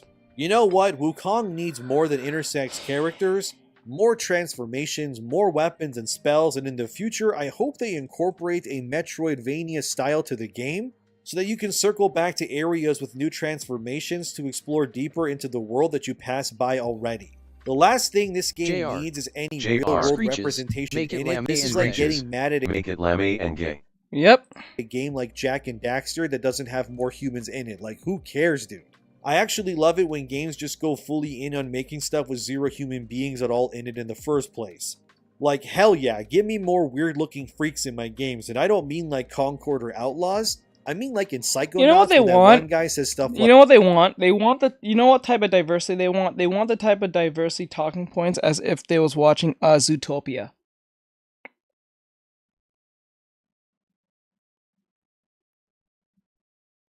They want Zootopia levels types of talks. That's what they want. That's the closest. That's why that movie never got no bullshit response from these people, because it talked about or used metaphors in a particular way for them to identify with such. That's the problem. And because Zootopia exists, they believe the monkey game on a staff is just absolutely roasted Concord and Outlaws. Listen to that again. Yep. Like this. I am the milkman. My milk is delicious. Hell yeah. What the fuck? Wait, go back, hold up. Last thing this game needs is any real-world representation in it. This is like getting mad at a game like Jak and Daxter that doesn't have more humans in it. Like, who cares, dude? I actually love it when games just go fully in on making stuff with zero human beings at all in it in the first place. Like, hell yeah, give me more weird-looking freaks in my games, and I don't mean like Concord or Outlaws. I mean like in Psychonauts when that one guy says stuff like this. JR, you are getting I am the milk by the bot XD, but your response are fire. Hold on, let me hear what he says. I mean like in Psychonauts when that one guy says stuff like this. I am the milkman. My milk is delicious. Hell yeah, brother. Just weirdos saying dumb things that make me laugh. That's what I want. But no, we don't need a trans monkey in Wukong like VTUBER animals. People's obsession with current games is what's killing it so much. That was Psychonauts, the first game. Base game, actually. If you go back and we'll play that game's pretty based. Because the predator-prey thing kind of is like a prevalent thing that Fox talked to, but yeah. And as I was making this video, more has happened because of course it did. This is from tech4gamers.com, and Grums notified me of this originally, but Black Myth Wukong is getting review bombed on Metacritic with hundreds of bad reviews out of nowhere. So what's going on? Well, it's apparently around 736 negative reviews being pushed that are giving the game user scores of around 1 or 2 or even 0 out of 10. The writer in this Tech4Gamers article theorizes that the reason it's happening is simply for political reasons, and I would not be surprised by this either. It's very likely that the wokey weirdos out there who lost the fight are really angry that this game has been doing really well. and are now resorting to review bombing the game in order to drop the score, hoping to dissuade others from buying the game if the user score becomes extremely negative, I guess. Of course, this won't actually do much since the supporters heavily outweigh the detractors, so if you don't mind, if you decide to just go open and a positive review, that would really help out. If the positives can outweigh the blatant fake woke negative reviews, then yet again the woke freaks have lost on another front yet again. Grums believes it's being done because Star Wars Outlaws comes out soon and these wokies want that game to soar in sales? Because it pushes a diverse woman of color as the main character whose face got destroyed by the modern audience artists. To be frank, it won't really work, not even a little. People are too informed now, they can't be lied to. And there's no way that Outlaws outsells Wukong. I would be genuinely shocked if that were to happen. Even though Outlaws is on more platforms too, it still won't do any better. Plus, it's Ubisoft, come on now guys, I wouldn't be surprised if 500 of these accounts are just Ki-Hoon Chan spending their afternoons review bombing Wukong until the number gets to 0. There has never been a bigger hater and supporter of a single game in the entire world. We could all die tomorrow, as long as Ki-Hoon Chan exists, Black Myth Wukong will still have its #1 writer, and that's crazy, bro.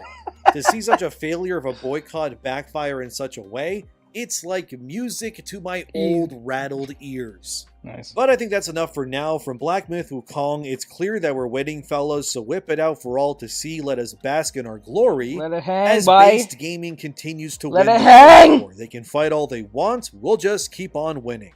Thanks for watching, subscribe and all of that. Thanks to my patrons and members. Have a wonderful day and stay positive, everybody. I'm proud of you all. I hope this video brought a little light to your world today, and just thanks for being here. Now, if you don't mind me, I got a date with a spider lady in Wukong, and I gotta go beat some freaks with my stick. In the game, I mean. Okay, I'm done talking. See you soon. Alright, so that's a Demion. This is probably the last video I'll do. Letters. I like the giant mythical monkey man, he makes me smile. Yes. Okay, this is a Demion. Thank you, Demion, for this video. This is going to be my last video on Wukong. I'm tired of this. I'm not tired of the game. I'm just tired of this being a constant thing in my videos. It's getting a little old. We get it. The game's based. The game's awesome. I'm pretty sure. So, yeah. So with that said, like, subscribe, share, all comment. Hope you guys enjoy this and all great stuff. I'll see you guys in the next one. I stand with the monkey man with a stick. So with that said, I'll see you guys in the next one. Alright. Okay. So, this, okay, so some of you may know who this is. I've actually watched his videos in the past many times, but never bothered to actually do a reaction on him. So this is from Raging Golden Eagle. He's a dude. I think he's a coder. I think he used to do coding for games back in the day. I think he still does coding, and he gives his opinion on what's going on in wokeism and the gaming industry and all that stuff. But this one particularly caught my eye because Moral Leathers. You have a nice You stick. have a nice stick face with tears of joy. It says woke infiltrators and tourists in gaming demoralize. Rage quit. He asterisk. So this is basically talking about if the idea if gaming is dead, should people stop making games? I don't think people should stop making games. I think people should just stop working for these AAA Ryaga Samurai companies. I watch his lives. Oh, you do? Okay, good. So some of you do know what who he is, so that's good. So he made a 27-minute video. It's gonna be pretty long. I'm not gonna do too long on giving commentary because I don't want to be super long, but there's gonna be at least 30 minutes to 40. So let's go.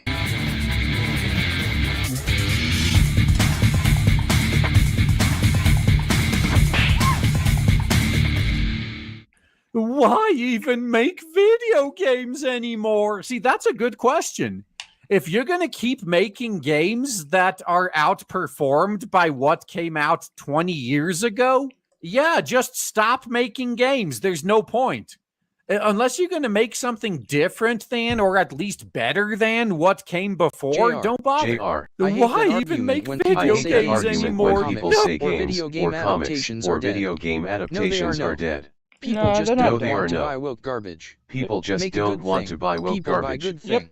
Make good Moral thing. lathers. People buy good thing. Games should not be publicly Moral owned like having ladders. shareholders. They should be Games private should not and they be can't publicly count out owned the like people that having wants to ruin shareholders. their They IP. should be private and they can't count out the people that wants to ruin their IP. Oh, really? Why? We've hit another week and another massive layoff, this time from a company that makes one of the biggest games on Earth, Destiny 2. Is Destiny 2 still big? I mean, I know that for years it was always like in the top 10 on Steam, but is it still even played? I thought they chased everyone out last year. And this follows the very same company laying off 100 people in the current year -1, as we've seen in the last couple of years. Even working for a well-regarded legendary developer is not enough to save yourself. Well, when that well-regarded legendary developer loses track of their roots and starts cranking out garbage, relying on their name alone to carry that garbage, yeah, that's not going to save you. So, and while we're finally getting the sequels to series like Dragon Age, no one wanted that. Let's not forget, BioWare also fired one of its most experienced writers. A writer is worth noting who literally created some of the most important lore of the series. So again, why even make video games anymore? Now, this I actually do kind of agree with. That was a dumb move on their part. You know, love of the game is no longer a good reason. Go indie. Oh, I know. People make games because they love them, not because there's money in it. No, this used to be true. This used to be true, but it's not anymore. The people that are making games now don't really love it because they imagine being an artist or a character designer in current year, and you make some hot chick with tig old bitties, and management kicks it back. Like, make her lame and gay. Yeah, this is why if I would do any character design work, I would only do it for indie developers only. I would not do it for AAA. Because 9 times out of 10, I don't have to be beholden to certain things. If I was with a AAA type company. At least the indie devs will be a lot more based, and they'll go with my designs most likely, or at least if they want something attractive, I can give them something attractive. Her fat and ugly, and you gotta destroy the beautiful female model you made, and turn her into a wynant. That's demoralizing. Yep. No one loves doing that. So first of all, you should tell that to the corporate executives who make these decisions, because, Buster, they are not on board with your theory. Those suits would never accept less pay or worse working conditions because it's an industry they love. That's only something the workers have to hear again and again and again. Well, okay, this goes with what I've mentioned multiple times myself. One of the reasons that the game industry is like the worst place to work, if you're a decent coder, for example, is because they take advantage of that passion. If they know it's been your lifelong dream to make video games at that company, yeah, they're gonna milk you for all you're worth. They're gonna drive you into an early grave. So you think the corporate executive who Minecrafted Tango Gameworks did it because they care about good games so much? You think the massive conglomerates shuttering studio after studio doing it so we can only get 10 out of 10 masterpieces? Come on, folks. Well, those studios are not making 10 out of 10 masterpieces. So big shock they're getting shut down. And yeah, Tango Gameworks, that's the only one I see thrown out now. Because every time I say, well, maybe the studios that are having these layoffs and getting shut down deserve it. But what about Tango Gameworks? But what about Hi-Fi Rush? Okay. What came the word homophobic before Hi-Fi Rush? What game did Tango Gameworks work on immediately before Hi-Fi Rush? I'm sure some of you know the answer, but most of you don't because it was a bit of a flop. I'm talking about Ghostwire Tokyo. Tango Gameworks had just put out Ghostwire Tokyo. I wouldn't call it a flop, but it massively underperformed. The boundaries and moving the goalpost. And Hi-Fi Rush was a much lower budget, like more indie style game that was never gonna make that much money? Do you really think Hi-Fi Rush was enough to make up for the loss that Ghostwire Tokyo brought them? If you look at the whole picture, it's no surprise that Tango Gameworks got shut down. Sure, Hi-Fi Rush was a great game, but it wasn't anywhere near successful enough to make up for their past failure. Man, if only people thought about this. Good studios don't get shut down for no reason. Perhaps you believe that these unyielding layoffs are an economic necessity. Interest rates have changed. Companies overspent during the pandemic. Sure, fine. Let's roll with that excuse. Follow-up question, who made those financial decisions during the pandemic? Because the people talk about corporate financial decisions like they're natural disasters, not something controlled by real humans. Yeah, to be fair, the managers that made these bad decisions, the executives need to be the first ones let go. I'll give you that. But it doesn't change the fact that, now there's way more employees than we got work for, and we got to make cuts. And so, again, who made the decisions that led to these problems? Was it the writers getting laid off, the musicians, the developers, the producers, support staff? None of them made the poor financial decision. The business executives did. Wow, okay, wild. Now, who makes the games that actually bring in the money? Well, wait, if this is the game you want to play, let's play your game. Who makes flops like Soy's Row? Is that the business executives, or is it the musicians, the developers, the producers, the support staff? The blame is kind of shared when they make shitty games that nobody wants, you know? So is it those same business executives? Here's a clue. No, but somehow the workers who make the games are the ones who get thrown off to the side of the ship when it's just the cost of doing business. Those artists should have known better before taking a job at a company run by a person who will never suffer consequences.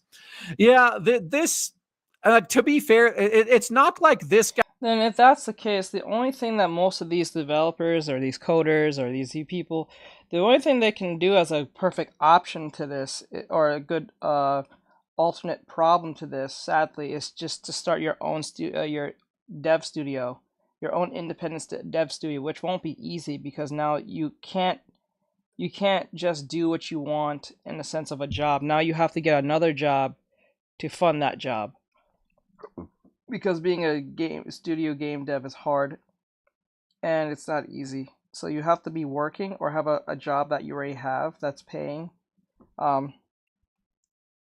and then start your indie studio dev from that point. I think that will make more sense.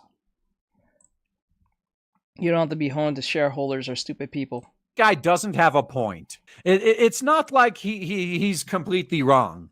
Look at FromSoft. FromSoft is run like a proper old school. 90% of them are not qualified to run their own studio. And underqualified. They're overpaid and underqualified. Oh, that sucks. That's even more worse. Company. They have a good team that they've built up over the years, and they just get better and better as time goes on, because FromSoft doesn't do what a lot of current year game companies do, in that like they hire people for a specific project and then get rid of them after that project is done, and then hire a new batch for the next project. Yeah, you're not gonna be able to keep any top talent that way. But FromSoft, they hire talented people, they nurture that talent to make it better, they keep them around between projects. Yeah, that is definitely a management flaw in a lot of Western game corpos. Mm-hmm. But it's also the workers too. Let's not kid yourselves. Top talent doesn't stick around in studios like. I got to go to the store. All right, bro. Take care. All right, gotcha. For very long. The people getting shit canned right now are far from top talent. I've said this a bazillion times. As a code monkey myself, the game industry is among the worst industries, if not the outright worst industry you could work in as a coder. Literally any other industry, you'd make more money, you'd have to do less crunch and overtime, you'd be treated better. So there's only two types of coders that work in gaming. There's those that are later JR. Yeah, that sucks, bro. Passionate about it, and they burn out really quick and often leave the industry entirely.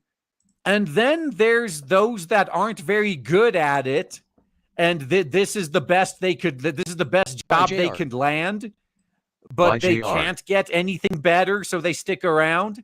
That's most of who's getting shit canned nowadays. Okay, just keep that in perspective. Yeah, the top talent doesn't stick around and allow themselves to be mistreated like this for long. They either go work for a competitor, leave the industry, or make an indie studio. Right now, I'm not saying nobody should make games. I love games. I'm sure you do. A lot of my friends are in the industry. A lot of my friends also lost jobs while creating financially successful products. Now, is that true? I mean, yes, there sometimes it was like the situation I just described, where most of the team gets laid off after the project is finished. Which, yes, I do think that's a really stupid business move that a lot of publishers do nowadays. It could have been that, like they made a successful game, but they'd now, okay, we don't need you anymore. Bye. Or maybe they weren't financially successful enough. We've talked about, I mean, we don't need to go through this again. You know, it's not enough to make money. You have to make all the money. We've covered this. Yeah, there's a bunch of reasons. Or maybe you were just the bloat and they'd wanted to get rid of you. You have to consider that too. I mean, not just games that underperformed, games that hit their milestones, but folks still ended up losing their jobs because they had little to no labor protections.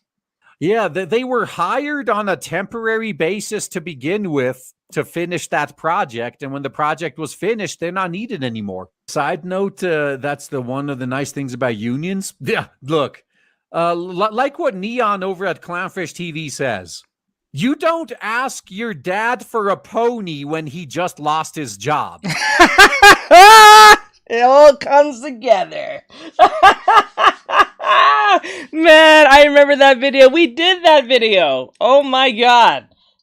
This is what I love about doing this. Because, like, eventually these people tends to cross-pollinate one way or another from a previous video, because they all watch each other in some form. So the fact that we watch these people and they're all pretty much in the same subgroup in some form because of the whole anti-woke shit, you'll eventually hear one saying from another person. So yes, it all comes together. That's what these idiots are doing. Okay. They're unionizing as the industry is going down in flames. Yeah, you want to know why Microsoft is just sitting back and letting old Bethesda and Activision studios unionize, where otherwise they'd be cracking down on that? Referencing. It's because they know that they're just going to be shutting those studios down soon anyway. Let them have their union. And then we could get the good PR of not shutting down a union. And yeah, we're going to be shutting that studio down next year anyway. Who cares? Let's let them make believe like they accomplished something, like they're winning. I can guarantee you, man, within a year or two, all those Microsoft studios that unionized, they're not going to be there anymore. And it's all by design. Yes, he's saying Microshaft on purpose. That's not a misplacement of what he's saying, for those who are not figuring that out. He is saying that on purpose to be rude. While unions don't make it impossible to fire people, they at least make it so they could be a lot more difficult and expensive for companies to just dump staff to look good on a quarterly report. Because let's be honest, these corporate executives love firing people as much as their social media managers hate having to deal with all the racial online. LOL. Yeah, that is true. I mean, I'm not going to deny that, but this is not a fight you can win. If you unionize, they're just going to shut down the whole studio. Like, all right, so we can't just fire some of you. All right, we're just going to get rid of all of you then. We're going to transfer the IP rights to somebody else and just get rid of you. There you go. And we done here. Now, you might say the solution is to just go indie. Sure, that's worked for great for a lot of people. It's also worked terribly for a lot of people. Going indie is not easy. We have confirmation bias from games like Undertale and Stardew Valley. Just maintain a day job while you slowly make the game you want isn't a sustainable business plan for everyone. It is for those that truly love the hobby, though. If you truly love making games, you're gonna do this just as a hobby. You're not gonna need the money for it, right? You're just kind of outing yourself that all you want is the money when you say things like that. Yeah. Nor is have a rich parent and not for nothing. If you don't own the indie company or own a minority stake, there's always a chance that they become too swallowed. They too become swallowed by a AAA corporation, get stripped for parts. Yeah, this I 100% agree with. We see this with so many indies. They sell out as soon as they can, and the owner cashes out, and everything else just gets strip mined. Yep, this is true. I got no complaints about that. Later, bro. So, but at least you got your free Embracer Group shirt on your way out the door. Bye, everyone. Have a great day. You know what? I really don't, to be honest. To a certain extent, I get what you're saying, but I really don't. When you start implementing certain things into your game, don't be surprised that those certain things want to evolve. You know what I'm saying? I have yet to see Embracer Group shut down a studio that's been producing results. They have shut down, like when they canceled the new Deus Ex project. They did cancel projects that had a lot of future potential. So you may have a point there. But they haven't shut down any studios that are actually bringing in a lot of money. So Deep Rock Galactic's developers, Ghost Ship Games, they're owned by Embracer Group. I haven't heard about them going through layoffs. It's almost as if as long as you consistently perform and do well, you're fine. Really weird, that. Hey, why should people want to make games? What reason do talented people have to spend their lives perfecting their craft if they're going to be kicked out the door anyway? Software engineers can probably make more money programming bank equipment. No, I've been saying this for how many years now? That's exactly how it is. And I still say make games, just not as a full-time job until you could start an indie studio. Artists could probably make more money doing design work for pharmaceutical ads. Well, considering a lot of current year game character designers, their work looks like it's made for fucking pharmaceutical ads. And that's not a compliment. So sure, they may not be as exciting, but at least these jobs aren't punishing hardworking people for doing what they love. No, yeah, the guy's right about that. The game industry is able to get away with treating people poorly because they take advantage of their passion. And they know that for every person they burn out and run out of the industry, there's 10 more waiting to take their place. So quit being a sucker and you can fix this. But that's too big of an ask for most people. It's likely not going to happen. Now, would you rather be bored and paid well and appreciated, or excited and constantly terrified you'll never work again? It's a tough choice once you start having to put food in people's mouths and think about your future. This is consistent with what I've been saying for years. I've always said, if you want to make games, the best thing you can do is find a job that gives you the most money for the least amount of work, and then use that newly freed up time and all that money to fund what you actually want to do. So if you really want to make games, don't go to work for a game company. Learn to code, like get a generic computer science education, get an easy job as a coder somewhere else, and use those skills to make games as a hobby. If you truly love making games, you're not going to need to be paid for it. You're going to do it as a hobby. And ideally, one day when you finish your game, it's going to make you a multimillionaire if you're lucky. You could get that money later. But that's a good filter as well. That's a good way to filter out the tourists that are only there because it's popular and because they want to make money. To be fair, I'm painting with a pretty broad brush. There are people who stick around in terrible conditions because they love video games that much. Yeah, they burn out quick, though. And yes, there are also companies that reward loyalty while rarely laying off employees. Most of them like how this person who keeps arguing this. I'm not talking about I'm not talking about Rage. I'm talking about in general. The person who he's reading from sound like they're trying to use the idea of passion to be the justification on why they should be mistreated. Are bound by strict Japanese labor laws, but still, now that's actually true too. So a lot like was it Nintendo? It's like a weird excuse saying, "Well, I love stuff, so I'm being abused because I love stuff." I'm like, you don't have to be abused because you love stuff. You could be smart, love stuff, and not get abused. How about do that? That's exactly what Rage is saying. Be smart at what you're doing. If you want to do what you want, you're gonna have to make some sacrifice. That's the problem. The person who's making this argument or complaining is not considering the idea of making some sacrifices to get what you want. And that's what makes the difference between a billionaire, a millionaire, from 100,000-aire. 100,000-aire will just stick where the way they are and don't try to improve from that point because they feel like they did enough. The millionaire and the billionaire, especially the billionaire, will sacrifice. That's wild. It could be a humiliation kink XD. Could be, but like that's where that problem comes in, right? That's the difference between the billionaire, because the billionaire or the millionaire are willing to sacrifice what they have to get something much greater in the future in the long run. So they'll sacrifice what they have as long as it's guaranteed that they'll get something in the long run more than what they sacrificed. The person here is trying to say, because I have some form of, I don't know, passion, I'm going to sacrifice my health and my self-worth for the sake of the passion. That is dumb as hell. Don't do that.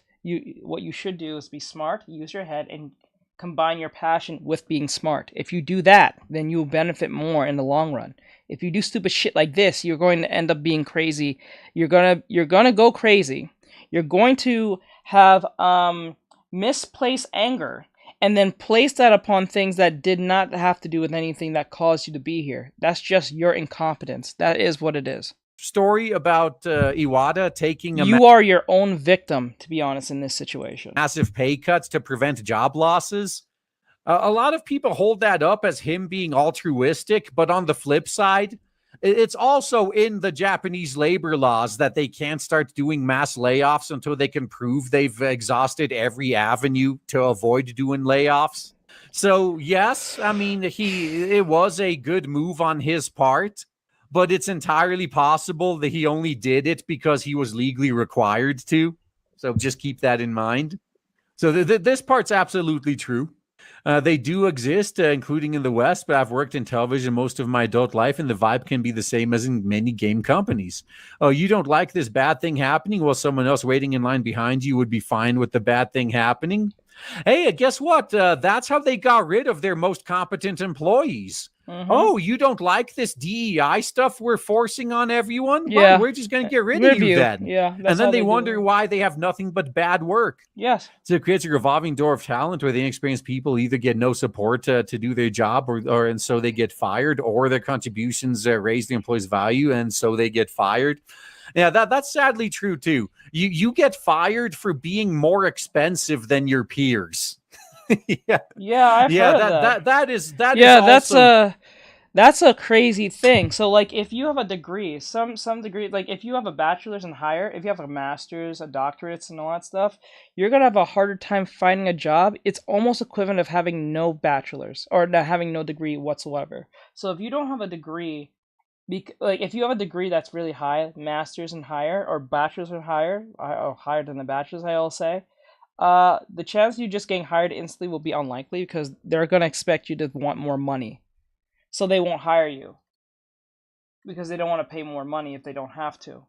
That's the point. You might be competent enough to get the work done as fast as possible and as competently as possible, but because you are more high value, Moral we're not going to hire like you. This bump on I my don't skin like to this your bump off on skin. my skin to your Why off is my skin. flesh exposed? Why is my I just flesh wanted exposed? to get rid of the bump. I just LOL, wanted that to get logic rid is of the wild. bump. What the hell? LOL, that logic is wild. Face with tears of joy. Oh, I don't like the bump on my skin. Tear it off skin. Why is the flesh exposed? I just want to get rid of the bump on my flesh. True. Okay, I get what you're saying. I was like, what? On the fun times that video game workers have been have when weirdos online get mad about some fishing character's chin or robot's ass. Oh, so the article that this links to is this same guy. Like he's basically crying, like, yes. Oh yeah, like the title there. Hi, I'm an idiot who's mad about everything in video games except for the layoffs. Let me explain it in a way that even idiots like this guy can understand. Mm-hmm. If a company outright refuses to make the games I want, why would I care if they're suffering layoffs? As far as I'm concerned, they deserve it. I told them what I wanted, what I'd be willing to pay for. They said they're not going to make it. Now they're getting laid off. Good. What do I care? They don't make stuff for me anyway. Why should I be bothered if they're getting laid off? You wake me up when a company that actually gives me what I want is suffering layoffs. Then maybe I'll give a shit. Maybe I'll care then. And like all these people, like they always have the same narrative. Like, oh, these toxic gamers are never happy anyway. Meanwhile, we're perfectly happy when a game like Snowbreak pivots to giving fans what they want. The only complaint I've heard about that game is it's a fucking gacha game. Like that's it. That's the only complaint. Yeah, these guys claim that we can never be happy, we can never be satisfied, because they're never willing to give us what we want that'll make us happy. That they want us to be happy consuming the garbage they put out. So they make up this myth that we're impossible to please while we're happily giving other people our money when they give us what we want. Okay. These people are that. Okay, that's Snowbreak. I was just looking on the. You guys probably saw it, but I was looking at Snowbreak. I was not sure if that was the actual game. That's stupid. I know about that. And then they're all blindsided when they're being laid off. Because video game workers are far closer to the ground than the business executives. They're the ones who get the most harassment for whatever grift takes center stage that week. I'm sure being a character designer is a blast every time some podcaster in his 50s sends people to attack them for not giving some digital broad perfect gazongas. Imagine this is going on, and mergers and acquisitions making the future of a career a giant Riddler-sized question mark. Okay, so let's go back to my earlier example. I don't know. This guy, I mean, he says he has friends in the industry. It's probably the woke bloat he's talking about. The people I've talked to in the industry have the exact opposite complaint. They want to make good-looking female characters. They pitch those good-looking female characters, and the HR department, the DEI department, their managers, when they're old and decrepit, like that's gonna happen. Yeah, no, that's not happening. Kick them back. Make her uglier.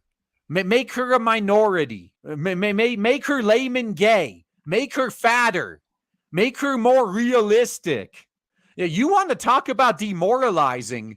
Imagine being an artist that wants to do good work, that wants to make beautiful art, and being told you need to make your stuff ugly on purpose. God. But no, tell us again how it's the fans that are at fault. It's the gamers that are at fault. The customers who you're supposed to be making this product for are telling you what they want, and you outright attack them and refuse to give them what they want.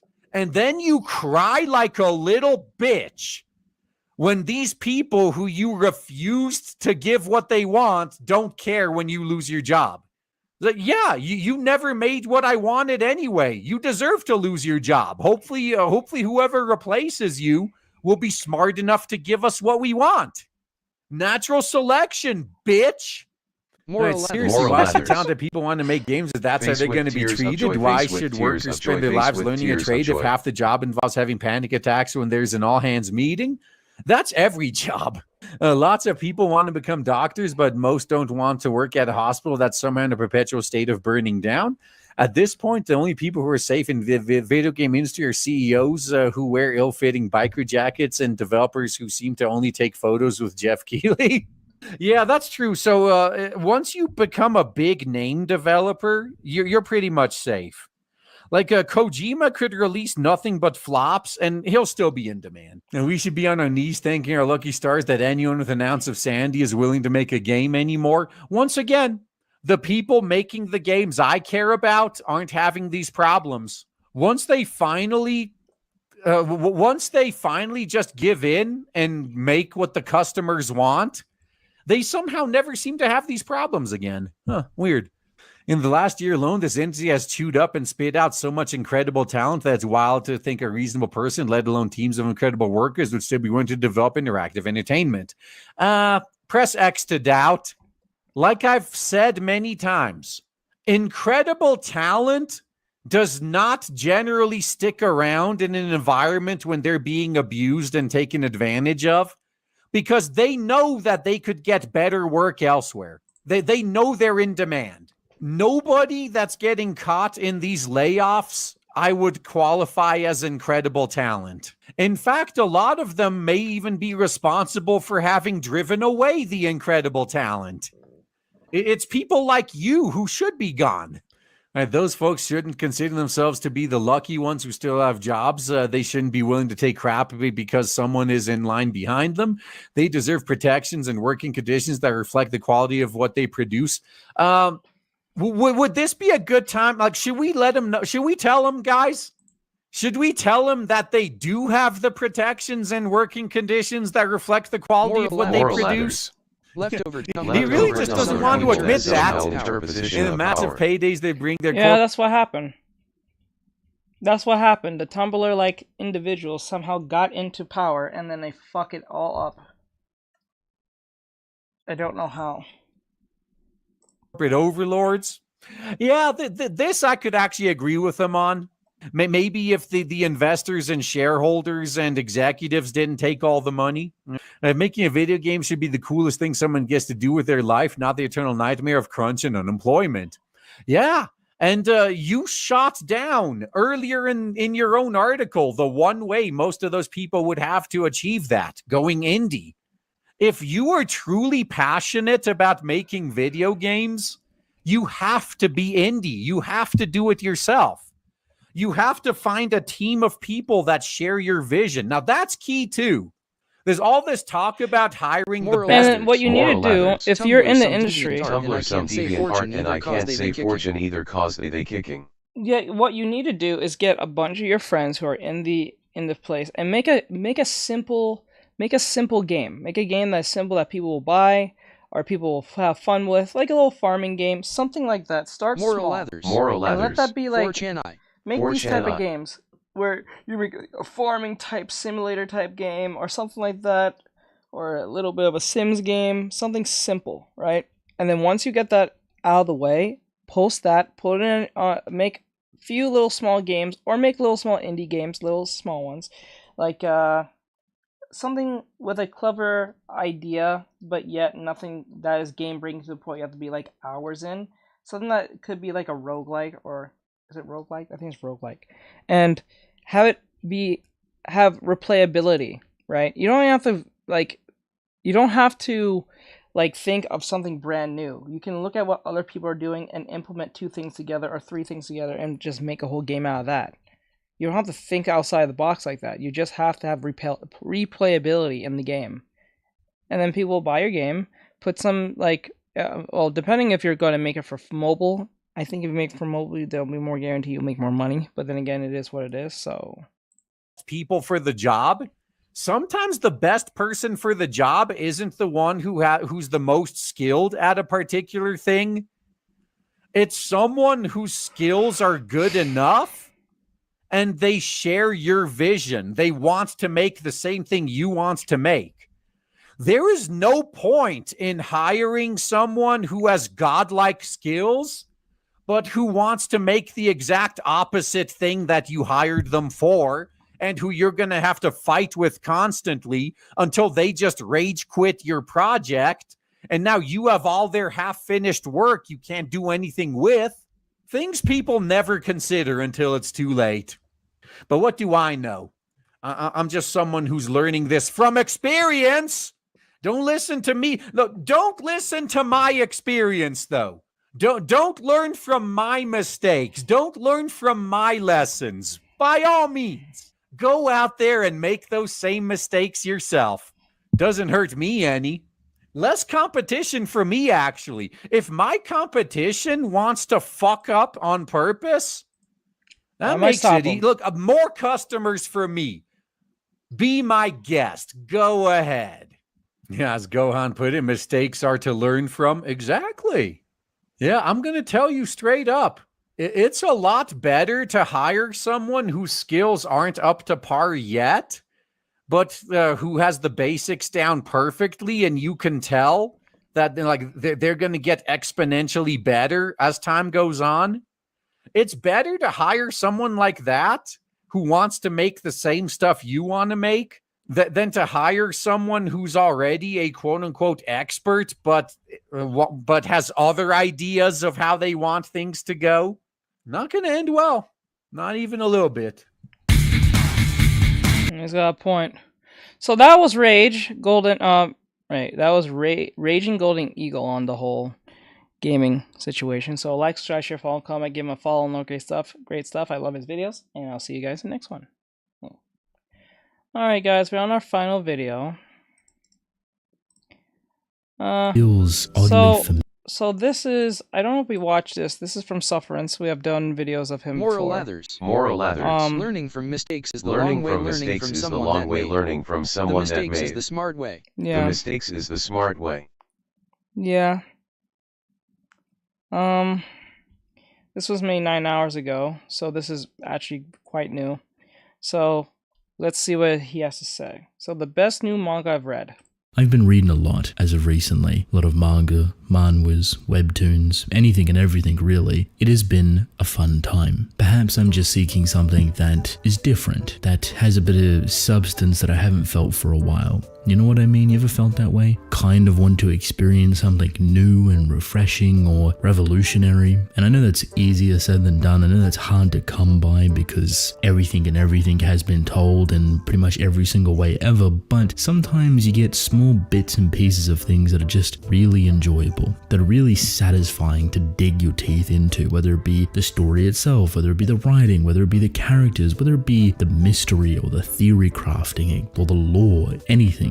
Really. I've been searching, trying to itch that craving. So today I have 3 stories that itch certain aspects. Not all, they don't fulfill my desire for that, but they do give, and they give quite generously. The first story I have for you is called No Name. You've probably heard about this. Kind of the talk of the town for the past couple of months, and for good reason. This story is created by the Cyberpunk Edgerunners creator, so quite a track record. Originally, it was posted as an amateur one-shot, it won an award, and now it has a full serialization. Very good. If you want to know what this story is about, let me give you bullet points. The No Name title is quite literal. Basically, everybody that has a name is associated with a power. Whatever name you get is what power you get. The naming system, however, is controlled by the government, so you don't get to choose what type of name you get. You don't suddenly become a god. However, there are people and the mystery surrounding the story that don't actually have a name. So the 2 characters that we follow are basically FBI agents for a no-name policing system. They go around making sure things are in order for the naming system and investigate a whole bunch of different things. So far, I've been really enjoying it. It's very context heavy. Very, very interesting to hear this. Very interesting. The hell? At the beginning, it reads different to the typical weekly Shonen Jump, monthly, bi-weekly, whatever, simply because it isn't that. It's front-loaded with a ton of information, a ton of different ideas, but it's still entertaining enough to pique your curiosity. I really enjoy the mystery that they're currently building, and it's scratching my itch for a detective story. Something that is sinister and brewing and overarching and really complex and just spirals out of control into a multitude of different directions. That's what it seems like it's playing up to be. I'm also curious about the naming system and the abilities that are attached to those names, how complex or crazy or critical it could actually get, as well as the slow burn world building that's currently taking place. Everything is wrapping together nicely, and I understand it's not going to be everyone's cup of tea, but if it is, it's a sweet one. You're going to enjoy it. So far, it might be a bit early, but I think it has a bright future. Not for perhaps the general audience, but a big group of people that are looking for something that could be incredibly compelling. Time will tell us, but I do think it's left a pretty good impression. The second story here, Galaxias. This is going to be interesting because I know a lot of people have seen images for this story, but perhaps haven't read it. This is a brand new weekly story from Kodansha, same place where Blue Lock is posted, and I unironically think they have a gem on their hands. I've seen people talk about this story in a really negative way. They're not really vibing with it, that it feels old and weird and samey and nothing realistically new, but funny enough, I find that to be the charm of it. This, for me, gives early One Piece, early Hunter x Hunter mixed with fairy tale. That sounds like a really absurd combination, good bad, depending on your perspective, but I think it's very entertaining. What it gives is this massive adventure vibe, a bigger than life story. We're going on an adventure, there's a big mystery here, but the grandness of it all feels really, really nice. I tell you something, the meme with Shrek looking up with that face is such a gooner face, it's not even funny. It is so overused, but it's so perfectly done. Every time when I see that meme, I just think the most vile thing that might be applied to this, like whatever he's trying to say. Well, it doesn't mean him, but just anytime anyone uses that, it's such a meme that is just like, it really captures where the fuck is being applied. LOL. Jesus Christ. However, it's prompt with really simple ideas that you can sink your teeth into when it comes to depth. How much do they want to play into it? How much do they want to reveal? How much do they want to grow the idea further? You have two characters, one normal human, the other is a dragon, or a half dragon, or a dragon folk is what they call them. This is represented by a dragon tail. That's it. Very simple design, very easy to handle. Every dragon folk have different abilities. So one might be steel, one might be poison, one might be space-time manipulation, Astel, one might be Placidusax, who knows? But the world rotates around these dragons. There's a dragon kingdom, there's a dragon king, there's a mysterious vigilante called Ruri Hobbs, in a brief timeline that the dragon kingdom is trying to erase, giving Void Century. It's playful, it's charming, it's got the kind of heart or soul, companionship, friendship nature of early fairy tale, not to the extreme that it does it. And then the One Piece Hunter x Hunter is the adventure, the grand opening, even a bit of the character design. It feels oddly familiar, oddly safe, but compelling enough to want to keep reading it. It might not sound the most entertaining, but I think this is more of an experience that you either really enjoy and really like, or you just don't Why every time you don't overuse that one is from him? He's the only one I see use that constantly with the two black guys who are up in their face, intimidating each other in such a way. And pretty obvious, like, oh, of course, if I'm not gonna like it, I'm not gonna read it. Yeah, of course. What I mean is that me explaining it to you might not do it justice. This is one of those stories that it will scratch an itch if you're looking for it. This is one of those stories that you might not know you like until you kind of sit down and read it for yourself, to get charmed over by the will of Mikola. Now, we have the third and final story. The most dramatic, the most messed up, the most crazy story in this list. You see, so far, very tame, very standard, very approachable. Pretty much anyone can read them. This is going to be more for a smaller audience, more so because it's disturbing, a bit gruesome. This story is called Mad. I really like it, and originally I didn't think I would. See, the way this story opens is really standard, like I know. dog standard. Okay, aliens, desolate planet, humans trying to survive and struggling to do so, they get obliterated, yada yada, standard stuff. I wasn't all too interested. Artistically, it kind of reminds me of like facial expression Chainsaw Man, overall kind of JJK with Akatami. That's a weird blend, but you get used to it very quickly and actually pays off really well. There's kind of a grime, rustic, chaotic kind of essence to it. Really makes no sense with the describing words that I gave it, but I guess if you do read it, you'll see what I'm talking about. That the chaoticness of the line work, the instability of it, stuff that's very scribbly and kind of thrown together with purpose, with intent, mind you, kind of works in its disgusting quote-unquote favor.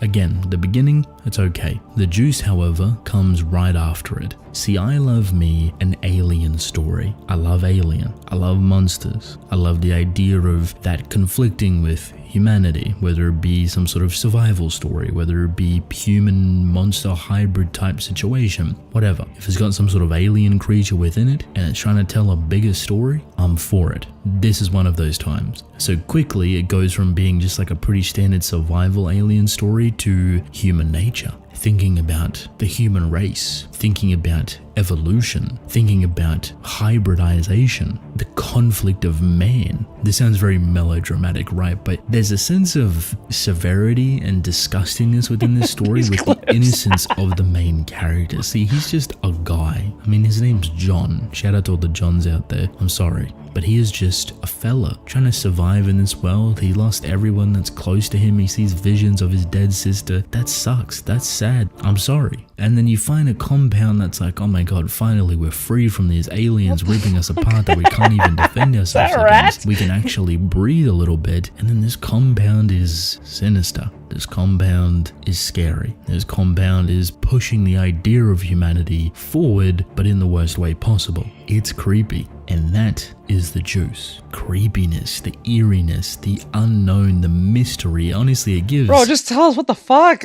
a tiny bit, a pinch of early Attack on Titan, and if it plays into those elements, the unknown, the unpredictable outcome that's currently building, you can have something very special on your hands. What starts off as just being straight alien invasion could turn into something incredible. And it already has the footnotes of it. I can't give you the detail of what those footnotes are as much as I'd love to explain it and spoil it, but I don't want to spoil it. Simply. It's only 6 chapters anyway, so you can go and read it for yourself. You'll catch up in no time. It's worth it. All of these stories here, I think, are worth it. Whether it's No Name, whether it's Galaxius, whether it's Mad, there's variety here. There's entertainment, there's enjoyment to be had. If you've read any of these stories, I would love to hear your thoughts on them. If you haven't, what seems interesting to you? What would you want to read out of these 3? Let me know.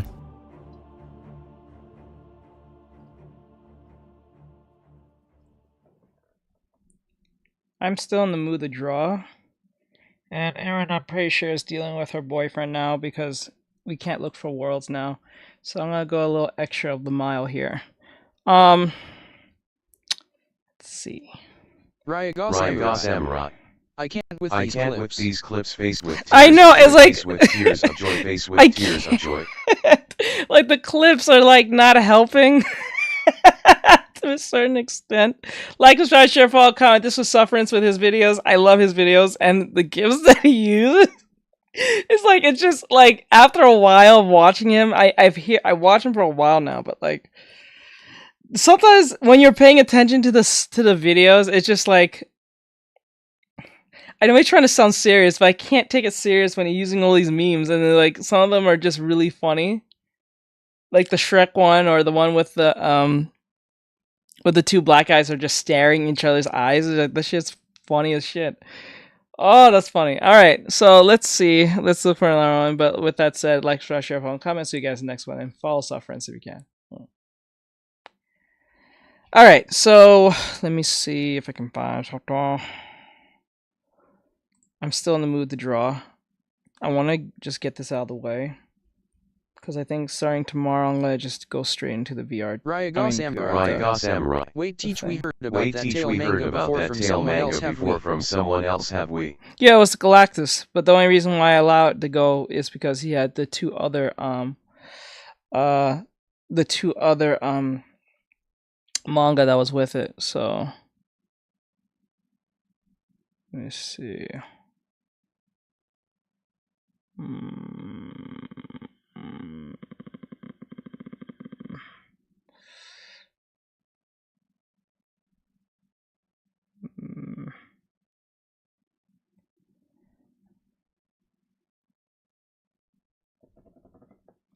Hold on, let me get this real quick. Okay. I saw something earlier. Creating a fantasy postal service. Oh, that's an anime. Okay. I mean, that's a drawing thing. Okay.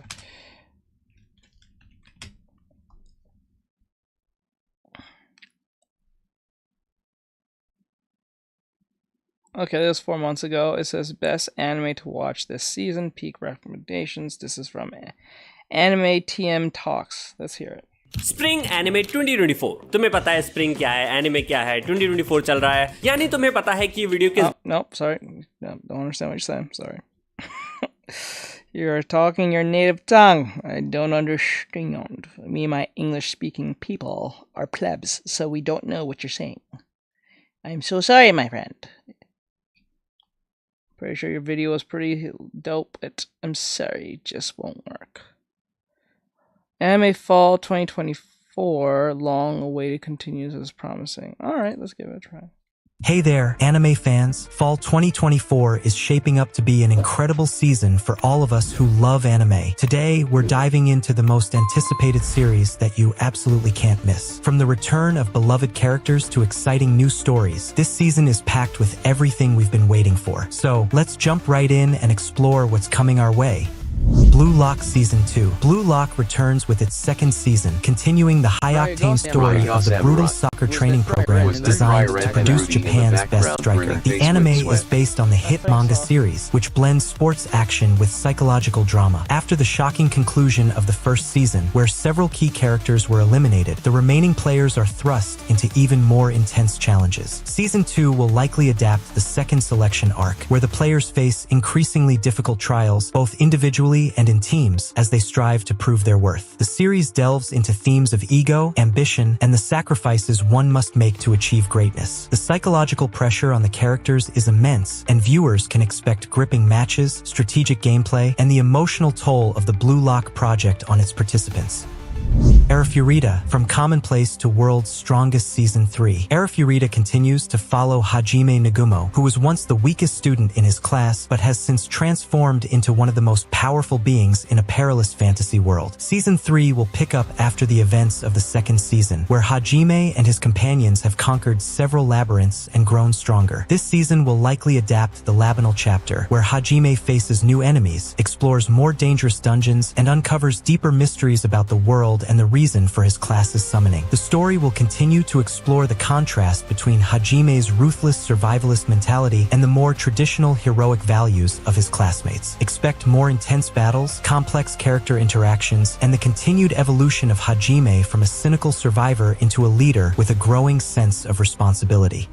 The Aristocrats' Otherworldly Adventure, Serving Gods Who Go Too Far Season 2. This Isekai series returns with its second season, following the adventures of Cain von Silford, who was reincarnated into a world of magic and nobility with overpowered abilities granted by the gods. Season 2 will likely continue to adapt the light novel series, focusing on Cain's challenges as he navigates noble society, hones his magical abilities, and uncovers more about the world's secrets. With his OP powers, Cain continues to stand out, drawing both admiration and envy from those around him. The season will likely delve into the political intrigue and conflicts within the kingdom, as well as Cain's efforts to balance his duties as a noble with his desire to explore and protect his new world. Shangri-La Frontier Season 2. Shangri-La Frontier is set in a world where players immerse themselves in MMORPGs, and the protagonist, Rikuro Hizutome, is a skilled trash game hunter who takes on poorly made games as a challenge. However, when he starts playing the highly acclaimed Shangri-La Frontier, he finds himself in a game that is as challenging as it is rewarding. Season 2 will continue Rikuro's adventures as he navigates the vast, dangerous world of Shangri-La Frontier, facing off against powerful monsters, challenging quests, and other skilled players. The anime is expected to delve deeper into the lore of the game world, exploring the hidden secrets and uncovering the mysterious forces that shape the game's narrative. The season will also focus on the development of Rikuro's relationships with other players and the guilds within the game, as well as his growth as a player.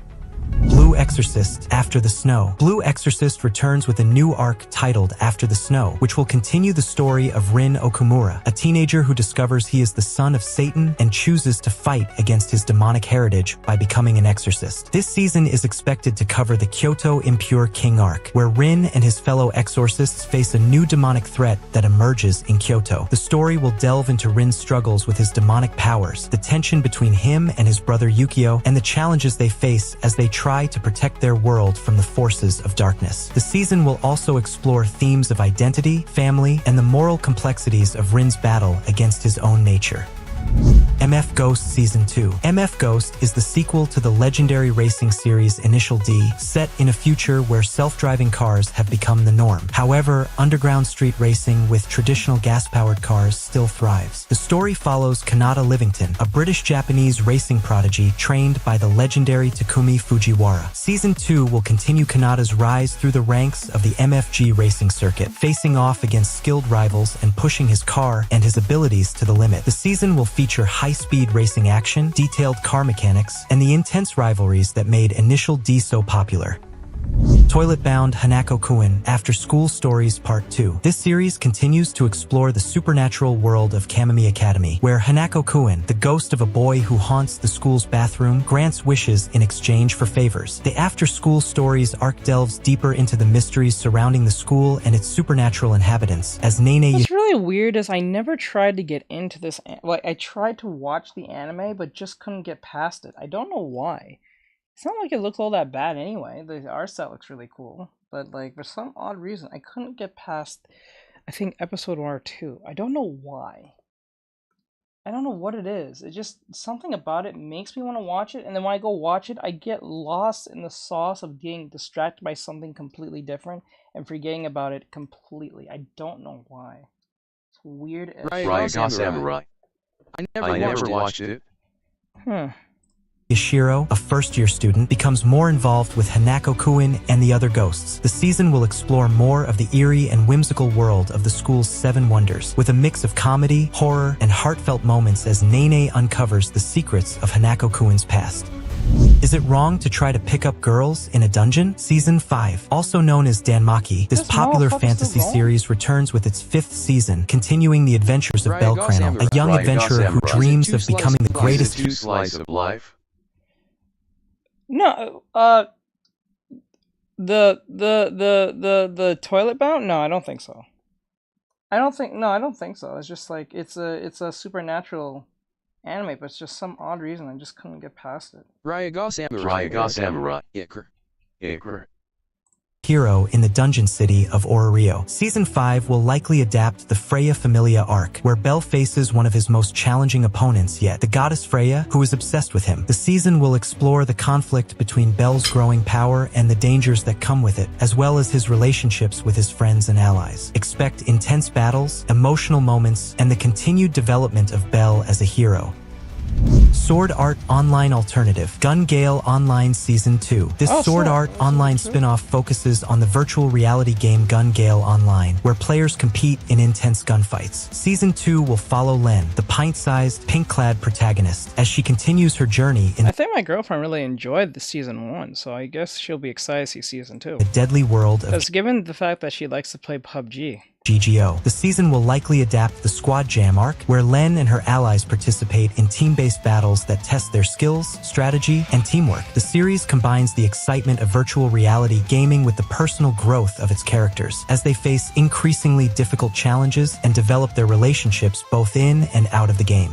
Seirei Gensuki Spirit Chronicles Season 2. Seirei Gensuki returns with its 2nd season, following the story of Ryo, a young man who possesses the memories of Haruto Amakawa, a Japanese university student who died and was reincarnated in a fantasy world. The series blends elements of isekai, fantasy, and romance, as Ryo navigates his new life while seeking revenge against those who wronged him. Season 2 will continue to explore Ryo's quest for vengeance, his growing powers, and his complex relationships with the people he meets along the way. The season will also delve deeper into the mysteries of the world and Ryo's connection to Haruto's past life. Demon Lord 2099. Demon Lord 2099 is a futuristic fantasy series that tells the story of a powerful demon lord who awakens in the year 2099 after being sealed away for centuries. However, the world... What is with these futuristic years and it's always 2099? That's the same as Spider-Man 2099, and then I think the same thing with Cyberpunk.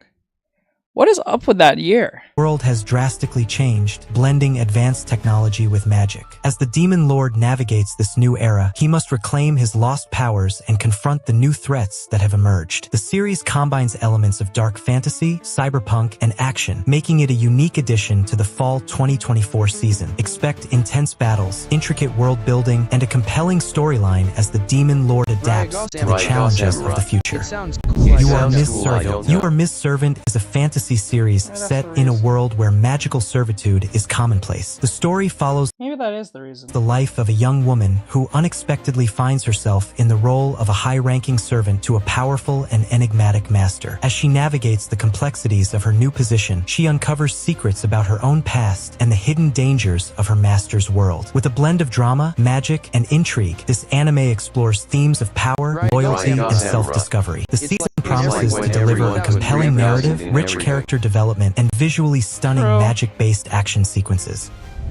The Blue Wolves of Mibu. The Blue Wolves of Mibu is set in a historical fantasy world inspired by feudal Japan. The story revolves around a legendary group of warriors known as the Blue Wolves, who are feared for their unparalleled skills and their mysterious blue armor. The series follows these elite warriors as they navigate political intrigue, supernatural threats, and their own personal vendettas. As they face challenges that test their loyalty and honor, the Blue Wolves uncover dark secrets that could change the fate of their world. With a blend of action, historical elements, and supernatural twists, this anime promises to deliver intense battles, complex characters, and an immersive narrative set against a richly detailed backdrop.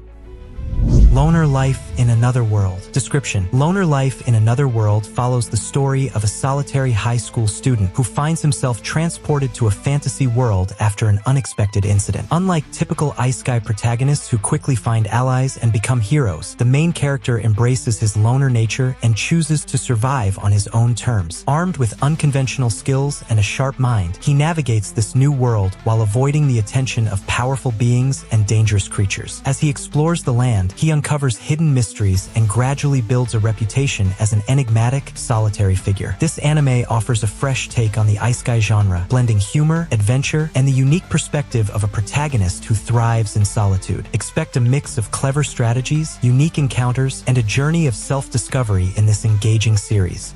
And there you have it, the most exciting anime coming our way this fall. Whether you're into epic battles, intense drama, or just looking for something fresh and new, there's something for everyone this season. Make sure to let us know in the comments which series you're most excited about. Don't forget to like this video, subscribe for more anime updates, and hit the notification bell so you don't miss out on any of the action. Thanks for watching, and we'll see you in the next video.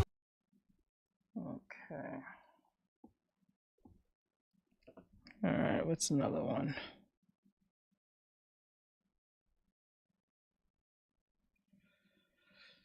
Okay.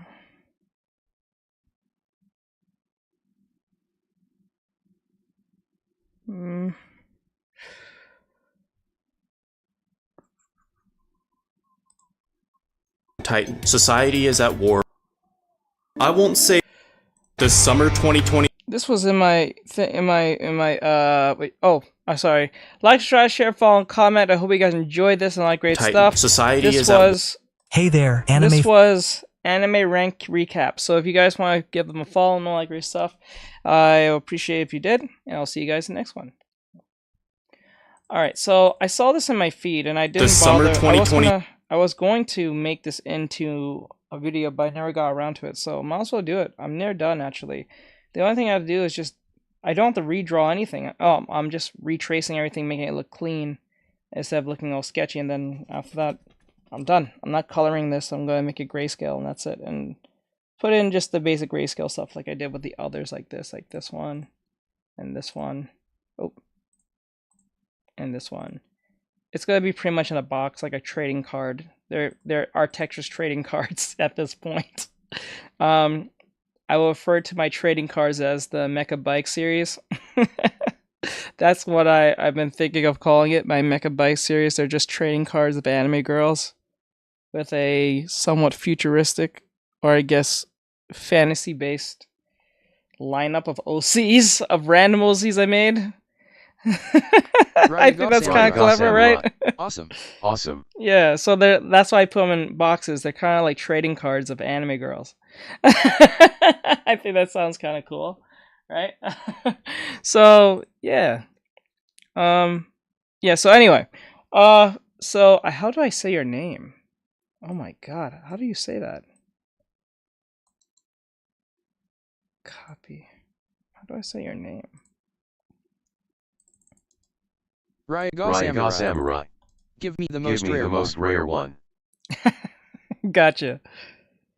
Actually, you know what I'll do for you, Bri? Just for you, I'll give you a trading card of Amber. I'll do it next time on stream. Like once I'm done with this one, I'll do Amber as a trading card. How about that? I'll redesign. Well, not redesign. I'll redraw her to look even more better than she did before. Since I guess I've improved, so it makes only sense. Samurai. Deal. Yeah, let's go. Let's go, Bri! All right.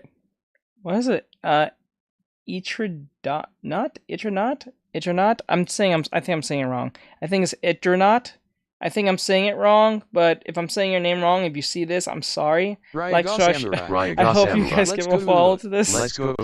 All right, so let's see what this video is about. It says from Idronaut, I think that's how to say his name, ranking the best anime in summer 2024 tier list. So this is a tier list. This will be 15 minutes long, so that should be enough for me to get these done. Time, hopefully. Let's move fast. 24 anime season has good anime, not good anime, stepsisters, regular sisters, fat elves, deer, twin sisters, more deer, Harley Quinn in an isekai, and meanwhile, over in Slime Season 3, they're still just having a meeting to discuss all of this. Anyway, let's go ahead and rush into this tier list. Alia sometimes simps in Russian. Ikridnot.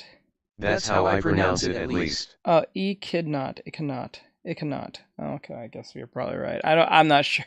Is an anime about a girl named Alia who hides her true feelings for the main character by saying them in Russian. Except he secretly speaks Russian too, so he understands everything she's saying, but he doesn't tell her that because then the anime would end. I do wish he would quit Stalin and hurry up and tell her that he knows Russian, because I think he could potentially have a very cute romance with his sister. Yeah, the real reason I'm watching this shit is because the main character's little sister is trying to launch a special military operation on her brother's dick. And that's putting it mildly. Every morning, she invades his bed while he's asleep, and now I think I finally understand why the Targaryens...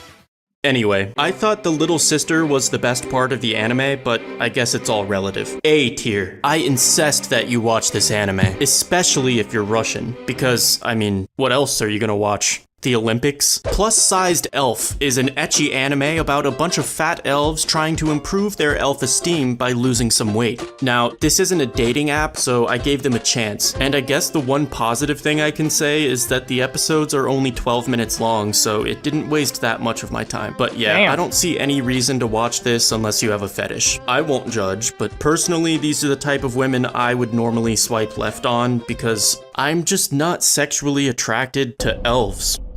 I exclusively fuck gnomes. D tier. Tower of God was never amazing, but it didn't really have to be, because it was so unique that there wasn't anything else to compare it to. However, Season 2 feels a lot more generic than Season 1, and it's starting to lose some of its charm and originality. The plot points and the new characters feel like they've been copy-pasted from other anime, and even visually now, it's starting to look like every other anime because the art style got nerfed by the new studio. I can forgive them for making the anime- Wow. LOL winking face. That really does suck.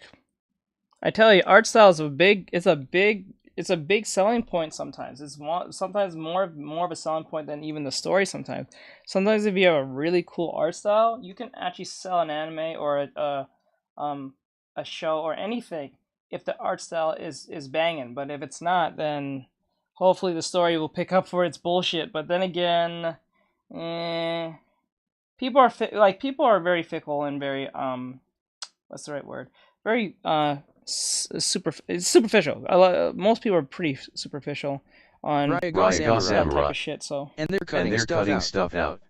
Yeah. Oh, and they're cutting stuff out? Oh, that's even worse. Worse, but the unique art style was the one thing that really gave this anime some charm, and they just took it and pushed it off a cliff. Don't get me wrong though, I still like Tower of God, and it isn't ruined by any means. I just thought the first season was better. B tier. 2.5-dimensional seduction is an ecchi anime that's so cultured I have to speak Latin to describe it. Veni. This anime has kinda the same premise as My Dress Up Darling, but they didn't waste time using bullshit like reason or logic. They just gave this kid a naked waifu and made him slip on a banana peel so he could land on her. And then they did it again multiple times every episode. B tier. Absolute fapterpiece. Too many losing heroines. Not to be confused with Philadelphia, which has too many using heroine. This is a unique harem anime where none of the girls in the harem actually like the protagonist. Each girl has another guy that they're in love with, but each of those guys has another girl that they're in love with. So in this anime, literally everyone gets cucked. And that's just— Oh, so like okay, so there's 3 or 4 girls. I think there's 3. So the 3 girls each like their own guy, but each guy like their own girl. So if blue hair like red hair guy likes pink hair girl, but pink hair girl likes blonde hair boy, but blonde hair boy likes blue hair girl who like red hair, but green hair also likes, I don't know, brown hair boy, but pink hair girl likes brown hair boy. So love hexagon, I guess. I guess so. It's a big, well, you know, that's more interesting than them being extremely deviant sexually. You know what I'm saying? I'd rather that than them saying they need to go and trade pronouns all day. It's reality, boys. No matter how much of a Giga Chad you are, there's always a Giger Chad. But that doesn't bother Nukumizu-kun. He might not have a girlfriend, but he has multiple girlfriends, and they give him more action on accident than most people get on purpose. I kinda wanna watch this now. He's kinda like that undercover straight kid who pretends to be gay just to get invited to the girl's sleepover. And there's a lot of that.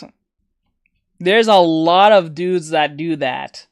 And these girls don't know that.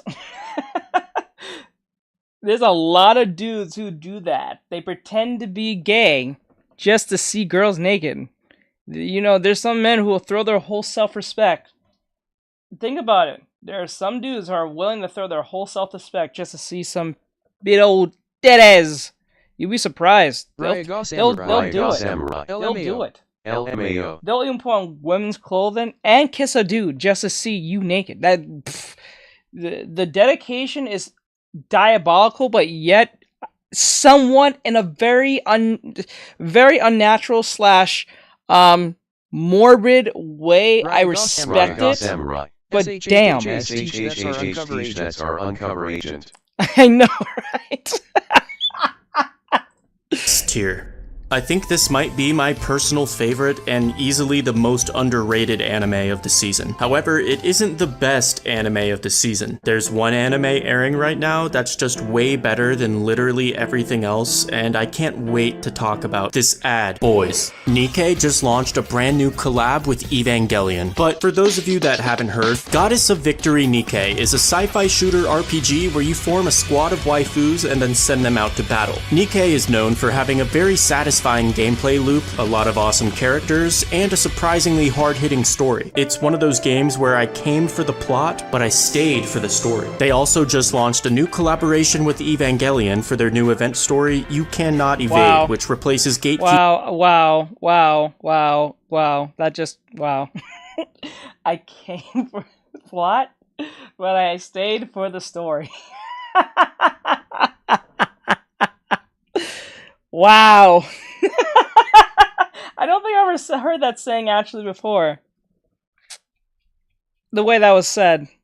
Which is weird, because I should have heard that somewhere before, but damn. Keeper with the 6th angel from Evangelion. They also added 4 new characters to the game. Asuka, Rei, Mari, and Misato, who you can get for free. Of course, there's some really nice costumes available for each of these characters. Why doesn't that sound like a joke? As well, including a school uniform costume that you'll get for free right after recruiting them. Nikkei has over 13 million downloads, and it's made it to #1 multiple times on Google Play and the App Store. So click my link in this video's description right now to download Nikkei on mobile or PC. Thank you again to Goddess of Victory Nikkei. Remember they said it was too tough to design an anime girl? Remember that? It's too tough. It's too tough. It's too tough to make women. Too tough. These are moving PNGs. I'm just letting you know. These are moving PNGs. That's all they are. They're literally moving PNGs. It's too tough. It's too tough. It's too tough, Jace. It's too tough, Teach. For sponsoring this video. Pseudo-harem is not your average harem anime. Instead of having 100 different girlfriends, this time the protagonist has one girlfriend with 100 different personalities. She switches from— God damn, that's like any girlfriend. That's like any girlfriend. Wow. Talk about just reverse card that. Too tough. Talk about a return, what do you call it? A reverse card. Oh, Jesus Christ. Reverse Uno, or whatever the fuck they call it. Jesus Christ, dude. I have one girlfriend who has 100 personalities. That's like any girlfriend. That's crazy. From a tsundere to a yandere to your little sister to your dad. But despite how many different personalities she has, I think everyone agrees that her default one is the best. At first I thought this shit was kinda terrifying though. I don't know who traumatized me, but I was legit afraid of this girl until after a few episodes the premise is established and her relationship with the protagonist actually becomes the cutest thing ever. If you're a fan of romance anime, I would highly recommend watching this because it's extremely wholesome and adorable. Also, I hope they're paying this voice actress more than usual because she has to voice like 15 different characters at once. A tier. Suicide Squad Isekai is one of those anime that would have been so good if it was. Putting Harley Quinn in an isekai sounds pretty interesting on paper, but I think this anime gave me ADHD. Halfway through the latest episode, I realized I had just been staring at my door the whole time, analyzing it. Like, wow, my door is really shaped like a door. It's actually infuriating to watch this anime because whenever anything happens, you can just imagine 100 ways that they could have done it better. And it made me wonder if this was even written by a human. Oh. No. That must be a glitch. No matter how much I like the author of Are you kidding me? Are you kidding me? Are you kidding me? So the dude who wrote ReZero is the same dude who wrote the isekai anime for the Suicide Squad? Are you serious? Are you serious? No! No! That's a fumble. That's a glitch. No, I don't believe that. That's BS. I don't believe it. That don't make no sense. That just doesn't make sense. How does that make sense? What the hell? ReZero, and despite how it— But ReZero is actually good, LOL. Yeah, but that's what makes it weird. If the dude who wrote ReZero wrote the Isekai Suicide Squad, Sushi Squad game, what the hell? I mean game, anime. There must have been some type of whatever. Attracted I am to Harley Quinn. I can't lie to you guys, this anime is mid. And in fact, I challenge you to watch this anime and just try to care about anything that happens. If you lose, you have to subscribe. And if you win, Mr. Beast will come to your house and give you $1 billion. And a blowjob. C tier. Love is Indivisible by Twins. This anime is about two twin sisters that are both in love with the same guy, and they take turns dating him, but it never works out because one of the sisters— So sister, ex-sister, or whatever the fuck that anime was in 2006. I think it was Sister, ex-sister. Was that what it's called? Very... Ugh. is always left out. First, he dates the older one, which makes the younger one sad, so they break up and he starts dating the younger sister instead, which then makes the older one sad, so then they break up and now nobody— Stop. What if I told you that there was a way? A way for all three of them to be happy at the same time. It's simple. The sisters date each other. Jokes aside, I actually almost had a threesome once. I was so close, I only needed 2 more people to join. This anime reminds me of Domestic Girl. Yep. Bry, you did it again! Bry! You got it, bro. You finally got it. You caught it before it happened. Let's go, bro. Let's go. Bry did it. Let's go, Bry. Let's go, Bry. Let's go. Let's go, Bry. Let's go. He got it right before it, and it says it on the stream. It reminds me of a domestic girlfriend as soon as he said it. I had a threesome once. I was so close. I only needed 2 more people to join. This anime reminds me of Domestic Girlfriend. Let's go. Bro said he almost had a threesome. He was so close, he just needed 2 more people to join. Because the sisters are basically at war with each other fighting over this guy, even though they could easily resolve the entire conflict with a 2-minute conversation. But while I have you staring at the screen wishing this was you, anyone who subscribes in the next 5 seconds, Mr. Beast will bring all your dead family members back to life. C tier. My Dear Friend Nokotan is a really absurd gag humor anime about a girl with antlers who goes to school, there's deer everywhere, and a bunch of shit happens. S dear. Just kidding. I actually expected this anime to be a lot funnier, but sadly most of the jokes aren't gonna make you laugh unless you're of the age where you need to stay away from Drake. There's a lot of memes that seem like they would have got less than 5 upvotes on Reddit, and sometimes it just feels like the anime tries way too hard. I still think the first episode is worth a watch because comedy is subjective, so you might find it really funny even though I didn't. C tier is where I would rank this now, but if I was 10 years old I would have given it B tier, so I'm just gonna go with that because I was a lot smarter back then. Oshi Noko Noko Noko has a 2nd season airing right now, and it's a fucking banger. S tier. While the first season was about forming an idol group, season 2 has the characters performing a stage play and refining their acting skills. And that's fine, but what has me truly invested in Oshinoko is Aqua's revenge subplot, as well as the underlying waifu war between Akane, Kana, and Ruby. Thus, I'd like to apologize to everyone who heard the blasphemy I said last season, because it seems that I severely underestimated Akane. I didn't know she was crazy. I totally thought she was just a normal actress like Kana, so naturally I ignored them both and shipped the main character with his biological sister. But this season I realized how crazy Akane truly is. Therefore my mind has been changed and I declare her best girl. Unless one of the other girls turns out to be crazier than she is. Twilight Out of Focus is the new gay anime that was so gay it made Crunchyroll remove their entire comment section. Now, I don't think this anime was anything special, and it's definitely not for me, but it also wasn't the worst thing I've ever seen. However, a lot of people are saying it's the worst thing they've ever seen, even though they've never seen it. And that's probably because they're tired of Western media always trying to force an agenda into places it doesn't belong, but in this case, I don't think that applies. I don't know if you guys knew this, but the intended audience of most BL anime is actually Japanese women. And me, who has to rank it on a tier list. But No, you're wrong, bro. Grown old ladies. yeah, guys, I don't think this is the same as when Disney turns Darth Vader into a transgender vegan feminist. I'm pretty sure this is just another BL anime for straight women to get off to. So unless you have a hole in your body that you can get pregnant, which is very, very weird. That is very weird. That is very, very weird. If you don't think that's weird, that's weird. That's weird as shit. I already explained how that's weird, but that's weird. And you probably aren't the target audience for this anime. Alright, that's enough of that gay shit. Let's get back to the incest. Days with My Stepsister. What a big year for Alabama. This is a relaxing, psychological True women love them some BL. That's weird. Slice of life with a dark yet calming atmosphere. And unfortunately, no one's gotten stuck in a washing machine yet. Basically, the main character pulls a 5-star stepsister who suddenly moves in with him, and now they have to go from strangers to siblings.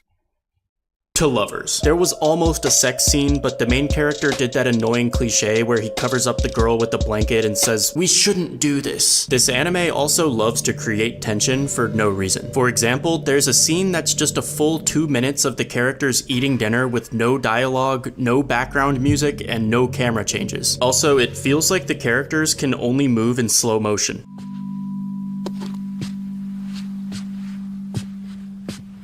The fuck? This anime is super relaxing and I like it a lot, but I need to wait for the last couple episodes to come out before I decide if it's worthy of A tier. It's good and it has the potential to move up, but for now I'm gonna leave it in B tier. The Elusive Samurai is a really good new historical shonen anime about a kid who can move extremely fast and dodges everyone's attacks. There's a weird contrast between lighthearted humor and the depressing brutality of this era, but the highlight of the anime is obviously the visuals. The animation is so breathtakingly fluid. I guess my only complaint is that there— Are you kidding me? Is that really the basis of this anime? The main character just moves really fast? And I don't mean like a Flash type speed or Dragon Ball or even Naruto. I'm talking about they just run really fast. Like normal human speed, but just a little bit faster than the average child. That sounds pretty weak, my guy. That sounds pretty weak. Isn't enough fight scenes. Again, I need to wait and see the conclusion before I give this S tier, but it's really good so far and I would highly recommend it. I Parry Everything is an anime that started with a pretty interesting premise. The main character is kinda like that last guy, except instead of dodging everything, he parries everything, including these hoes. The princess clearly has a crush on him, but he shuts down her every attempt, and normally I would respect that, but I think he's just too oblivious to realize what's even happening. In fact, he's so stupid that it kinda ruined the anime for me. Look at this guy. I bet he doesn't even know where he is. It's like the author tried to give him basic intelligence, but he parried it. This anime was almost good, but the main character is just so fucking dumb I can't even find a word to describe it. Except for retarded, but that's offensive, so I would never say that. C tier. Wistoria Wand and Sword is about a Magic Academy student who can't use magic, so he tries to brute force his way to the top with nothing but a sword and his massive pair of balls. It kinda reminds me of that Mike Tyson quote. Everyone has a plan until you're punched in the mouth. Because the main character makes all these mages look like fucking losers. Oh, you spent your whole life learning spells and reading magic tomes? Well, how about I fucking kill you with a sword? How about that? This anime is simply beautiful though. Not just the art and animation, but that's just Black Clover. The directing and choreography feel like something out of an action movie. It's a really underrated anime, probably because the premise is kinda cliche, but I'd still highly recommend it. A tier. The Monogatari series just got another season out of nowhere, and Shaft obviously did an outstanding job with it. As always, this anime feels like you're watching a work of art. Don't get me wrong, there's a lot of really good anime airing this season, but the Monogatari series is a masterpiece of a completely different level to the extent that it almost feels unfair having it on the same tier list as everything else. Every character is so well written that this season is still a banger even without Araragi-kun. Oh, yeah, the protagonist of the story isn't even a part of this season, so I guess now the only one trying to fuck Hachikuji is me. God tier. If you're about to go watch this just because I gave it God tier though, I gotta warn you first, it's not for everyone. It's a very abstract, artsy, and dialogue heavy anime, and watching it is almost like reading a book. Be ready to pause the episodes a billion times, and oh, yeah, one more thing. The main character is, how do I put this? He's trying to strike a chord, if you know what I mean. Tensura Season 3 continued airing into the summer season after a very underwhelming first half with literally nothing but meetings. Last tier list, for the first time ever, I ranked this anime below S tier, and honestly, it got so boring that I haven't even caught up yet, so I can't rank it. But just for fun, let's check on the slime community and see how they feel about Season 3. Yes. What's your guys' favorite meeting so far? I guess the next time I have to drive somewhere, I'll just put in my headphones and listen to Slime Season 3 like an audiobook. Spice and Wolf continued airing into the summer season as well, and guess what? It continued being S tier. I fucking love this anime, and it really makes me wish Holo could have been one of my college professors because I don't give a shit about I'm not gonna lie, I have never seen this shit. LOL. I have never seen Spice and Wolf. I have never seen this shit, not once. I've known about it, I've known about its existence for a very long time. Since back in 2006. I think that's when it first aired back in 2006. But I never bothered to watch it. People say Right, blah blah blah, this sound. Me neither. But I don't really, I look at it and I'm just saying like, well I know they updated the story to a certain degree by redoing it, like they kind of give it the Full Metal treatment by redoing the story again with better visuals, but like I don't give a fuck. Economics, but when Holo the Wise Wolf is talking, I listen. Also, in preparation for next season, I thought I should say that if you guys haven't watched ReZero yet, it's literally better than everything on this tier list, so please go watch that because I'm gonna be posting a lot of ReZero videos next season. Anyway, I gotta go take a shit. I hope you guys enjoyed the video, and thank you as always for watching. I'll see you guys later. Peace out. Tell people you're taking a shit.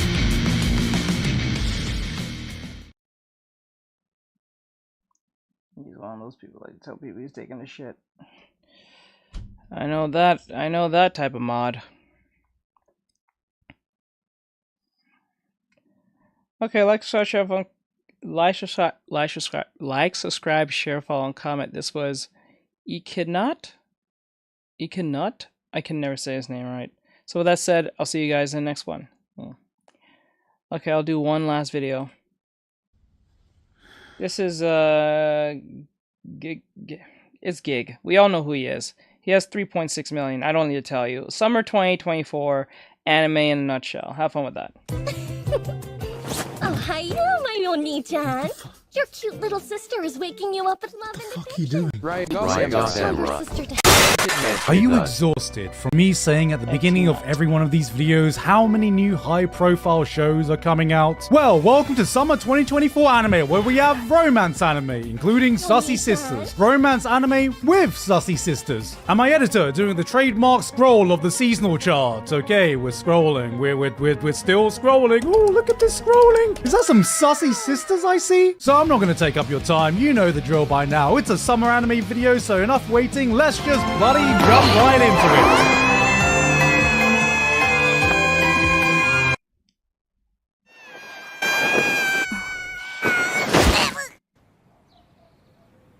it. Any second now. She's dead, isn't she?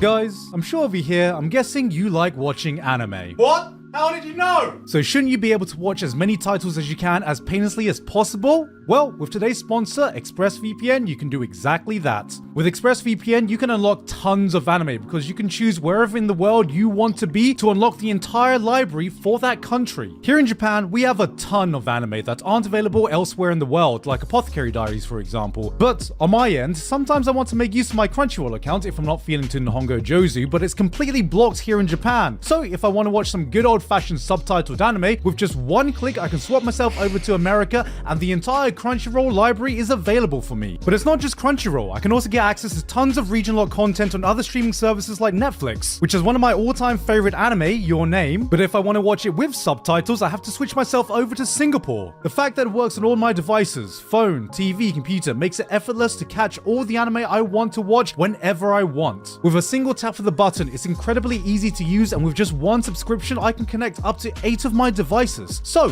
what are you waiting for? Click that link in the description or go to expressvpn.com/giguck2024 to find out how you can get 3 months of ExpressVPN for free. Yes, free. Thank you very much to ExpressVPN for sponsoring this video. Let's get on with Summer 2024.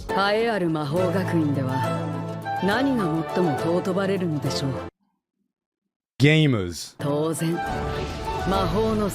Fuck! Okay, stop me if this sounds vaguely familiar. Short, muscular boy donning a black cloak who can't use magic in a world dominated by magic enters a magic academy aiming to be the top magic person in this magic world, gets ridiculed but is actually super strong, taking down everything with his brute strength and big sword. Hold up. I would start filing the DMCA claim myself if the show didn't go so goddamn hard.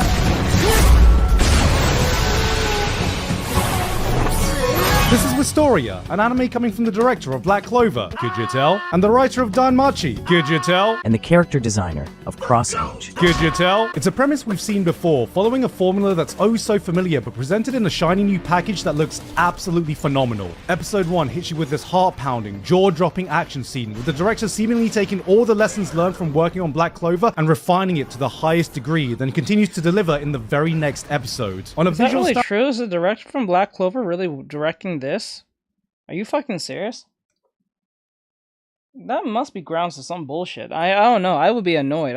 If I was the creator of Black Clover, I'll feel some type of way. That shit will bother the fuck out of me. I don't know. That'll make me mad. Standpoint, we're starting the season off with a bang because I don't know if any other show is going to look as good as this. Okay guys, I gotta get serious for a bit. Now, I know you can see the title of this show, and I'm very aware of what kind of taste you think I have, but just listen to me when I say with zero irony that this show is legit. No, guys, hear me out. It isn't a meme. I'm being serious this time. It isn't what you think. Just give me a chance. I know. With the title like Days with My Stepsister, I too was expecting this to be the next trash-filled dumpster fire being the spiritual successor of Domestic Girlfriend, but this somehow is a 100% serious, thought-provoking, somber drama with no cliches, fan service, pandering, or anything you'd expect from a romance story between step-siblings. I know you're thinking, step-sibling romance without the spice? That's about as useful as fapping to get pregnant, but honestly, this looks like... Okay, you probably weren't thinking that. But this honestly looks like they are trying to tell a grounded story about two people later in their lives meeting in awkward circumstances and the realistic drama that would surround it. It's beautifully shot, atmospheric, taking its time with songs that speak right to the heart. This shit is the Dune 2 of incest. This is, unironically, a really promising looking drama, and I swear to God, it's not because it has a sister in it. Alright, what's next? Okay guys, listen to me when I say with zero irony, Alia sometimes hides her feelings in Russian. This anime's appeal is pretty simple to understand, you know, it's one of those cute little romance anime I'm comfortably watching on the living room sofa. Looks pretty wholesome and innocent, then my dad walks in, sees this shit plastered on screen and goes, "Gone!" Scooch over, son. Let your dad watch too. This time we have a girl who flirts with the guy, but the catch is she does the flirting in Russian. But wait, the twist is he secretly understands her because he also knows Russian for some inexplicable reason. I don't know. I never counted. I am not really a math guy, you know? I'm just waiting for the episode where he reveals that he understood her the entire time, and the episode title is just Clueless Japanese Guy Surprises Foreign Girl with Perfect Russian. Normally I've gotten tired of these kinds of shows now, but I think I'm gonna give this one a chance, and you might be wondering why.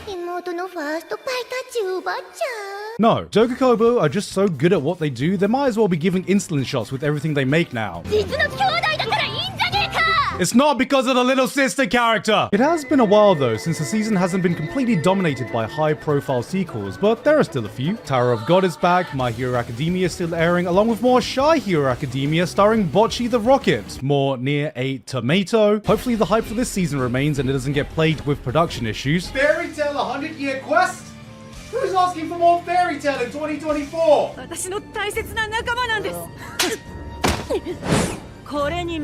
Holy you know, crap, I think what they the have been a bit... Their fans have had it rough.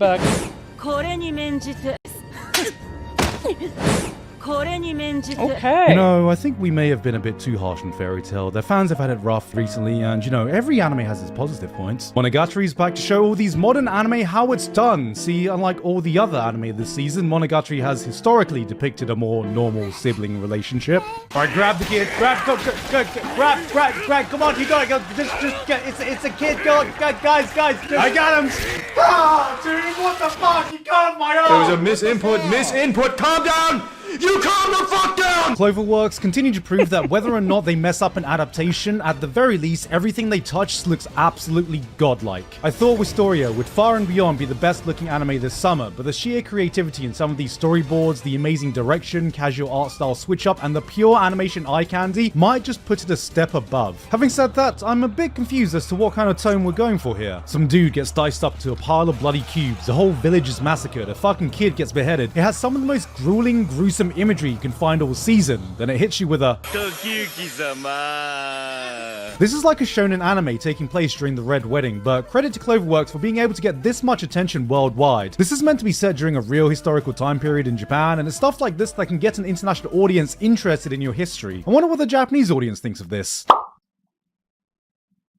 That's enough history lessons for today. Alright. We've got to switch things up. Osamu Dazai has one of the most tragic stories in Japanese history. As one of Japan's most famous novelists, Dazai experienced a darkness few humans have ever encountered, leading him to attempt to take his life not once, twice, but 4 times, to which fate denied him and forced him to continue living his torturous life. Eventually, he would put his broken soul into the novel, No Longer Human, one of the most harrowing pieces of media to ever be created, before he would eventually be able to successfully take his own life, finally fulfilling his wish of being left alone and finally given the grace of death. Anyway, here he is in a wacky isekai. Yep, we got a silly comedy about a depressed author who wants to off himself in another world, chomping pills like it's a mukbang video and charming goddesses with his suicide riz. God, that line made me want to Osamu Dazai myself. This isn't the first so time every anime e-boy on VR chat. Got it. has taken creative liberties with their historical figures, but it does make you wonder, is there anything they won't put in an isekai? Yep. Don't adjust your screens, this is really happening. When I first saw this get announced, I had to double check that the date wasn't April 1st. This is an idea you'd expect for some wild fan fiction, but I think Warner Brothers realized all they needed to do was to give us anime Harley Quinn, then look us weebs dead in the eye and go, I knew you would come. All in all, this seems like just a fun, don't take too seriously type of show, giving us exactly what we'd expect. The Suicide Squad having a romp in an isekai fantasy world, but I'm not sure if I was expecting a bit more coming from the writer of Re:Zero and animated by Studio Wit, a studio that has historically put out banger after banger, because I'm not sure if there's anything else taking their focus.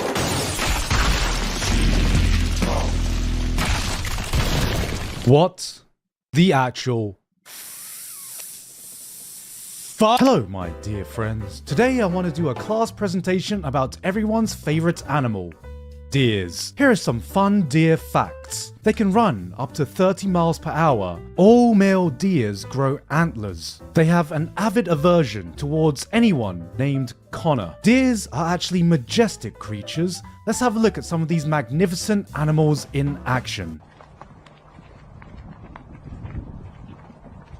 Deers can be found across the world, including countries like England, Japan, America, Politer America, the North Pole, and of course, Narnia. There are over 40 species of deer, such as the red deer, the reindeer, the dead deer, the Australian jump deer, or as the locals call it, jumpos. And of course, Deer the Rock Johnson. Here's a fun deer joke. What do you call a deer with no eyes? Blind. That concludes today's presentation. I hope we all learned a little bit more about deers today, because I have no idea what the fuck this show is about. I parry everything. Now, this is a fantasy action about a man who parries everything. He parries swords, he parries a staff, he parries a goddamn cow.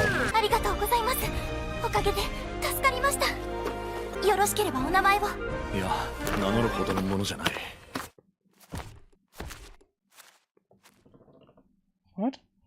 Holy shit, he parried his virginity! This is pretty much what the title says it is. It's an anime tailor-made for all you Sekiro fans out there. It's an anime tailor-made for all you Street Fighter 3 Third Strike fans out there. And it's nice to see a protagonist who doesn't look like the same beta soy boy for once. I just want to see how far they can take this concept. Can he parry a gun? Can he parry a nuke? Can he parry my invasive thoughts? Oh, you can parry everything, huh? Well, parry this. You're a talentless hack who'll never achieve anything in life, and you're old.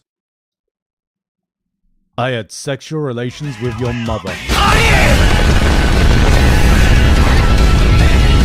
Elsewhere in fantasy, plus-size Elf is here to undo all the good the Dumbbell Show has done for weebs, with the series giving us some American representation in the only way anime knows how. That's right. Blonde girls. If you're a fan of cake, I don't think you're ready, because respectfully, this anime doesn't have cake.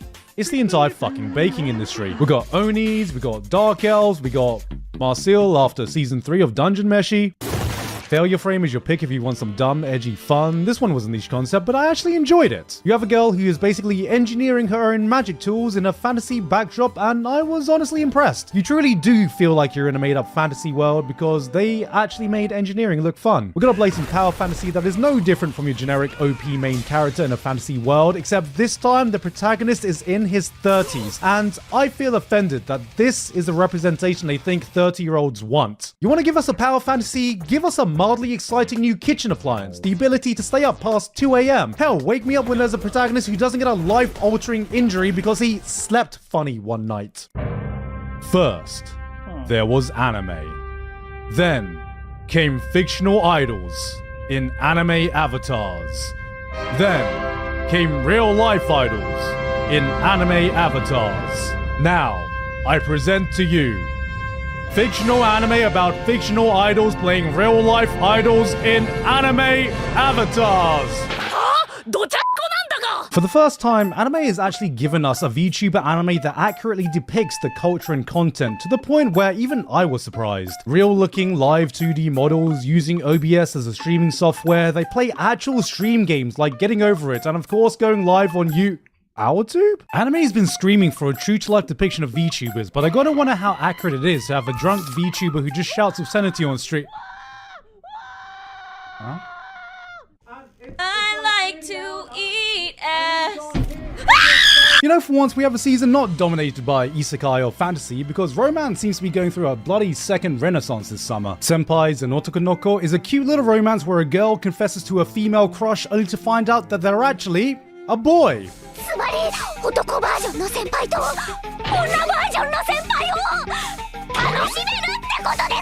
This is just Astolfo fans coming to terms with their sexuality. My wife has no emotions, aka man gets dumped and immediately goes to fuck his toaster. I get that this is meant to be a cute and innocent little series about a guy falling for his robot housewife appliance, but dude, seeing this guy awkwardly attempt to chat up his toaster gave me shades of the same energy as watching a grown-up Kazuya from Rent-A-Girlfriend.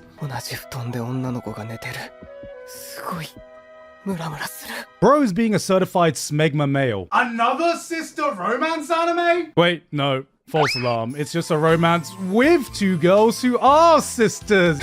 Look at that anime. No Sweet Home Alabama this time. This one actually has the most accurate sibling relationship because it's about two twin sisters taking it turns going, Mom says it's my turn on the Xbox. But you know, instead of playing Call of Duty, they're playing Halo Reach for My Peach with their childhood friend. Two-player co-op. I would have picked Call of Duty. Enough.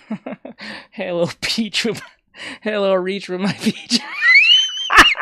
Of your harem anime, we have a girl who is the harem. She can be a tsundere, kudere, dandere, little sister.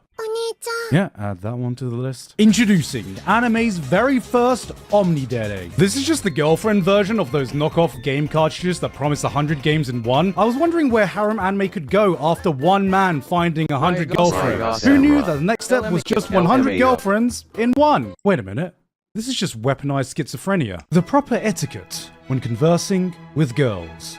A guide by 2.5D Seduction.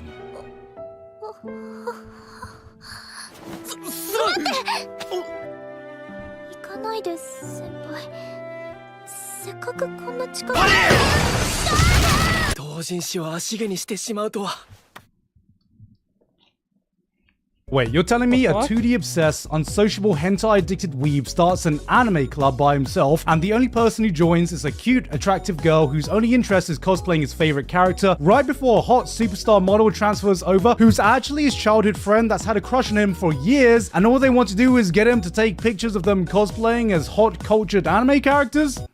And you motherfuckers tell me isekai is the power fantasy genre. From the creator of Hyoka, we've got another mystery detective series that is certainly a treat for the eyes. It might not be Kyoto animation, but this still looks bloody beautiful. The background, the atmosphere, the directing. This looks gorgeous. Wait a minute. Oh, they're not siblings! We're finally safe, boys! This is a different kind of detective story. There are no high-stakes mysteries to solve, no murder to uncover. It's about solving the little mysteries you find in everyday life. They have a full 10-minute Sherlock Holmes breakdown about how this guy makes his hot chocolates. This is like if Makoto Shinkai adapted a Reddit thread from r/mildly interesting, but somehow it keeps you engaged all the way through. It's about getting you invested in something inconsequential, finding something interesting in the mundane, and it really shows how these people really need to find a fucking hobby as soon as possible. You'd be in an isekai then, mate. This season has been a no-holds-bar free-for-all for romance, but even with all the choice on hand, there was still one that impressed me the most. Too Many Losing Heroines shows a guy accidentally witnessing a short, blue-haired anime girl getting last place in her own romance anime, like, all of them, and through that forms an unlikely friendship before unwittingly becoming the center to a bunch of other girls who have all been the rem to their rivals Amelia, if you're picking up what I'm putting down. If romance anime were Evo, this shit is the losers bracket. This is one of those shows that is self-aware enough to poke fun at all the cliches that plague the romance genre, but doing it in a way that clearly celebrates everything that is taken inspiration from. It gives you some great character writing, organic banter and jokes, but isn't shy about hitting you with these emotional scenes in between all that. Oh, and did I mention the production? This anime just seems seems to be teeming with passion. Just look at the ending. They had to experiment with new dollies and camera rigs, combining live action shots with real cell animation to get this cool aesthetic. All this effort for something 90% of you are probably going to skip anyway, but that's how you know they give a shit. And it looks like the team have taken that same passion and put it in the rest of the anime because it looks fantastic. Out of all the romance anime, this had the strongest premiere and is one of the shows I'm going to be keeping a close eye on because it's just... Look, I don't know what is up with all the sussy sisters this season, but I swear my mum's life, this is not the reason I'm praising them. We just have a whole season where some of the most popular or beautifully crafted shows have this little sister in them who seems way too enthusiastic about their brother, okay? Look, there are other animes you could watch. I mean, what else is hot this season? Nobody say a word.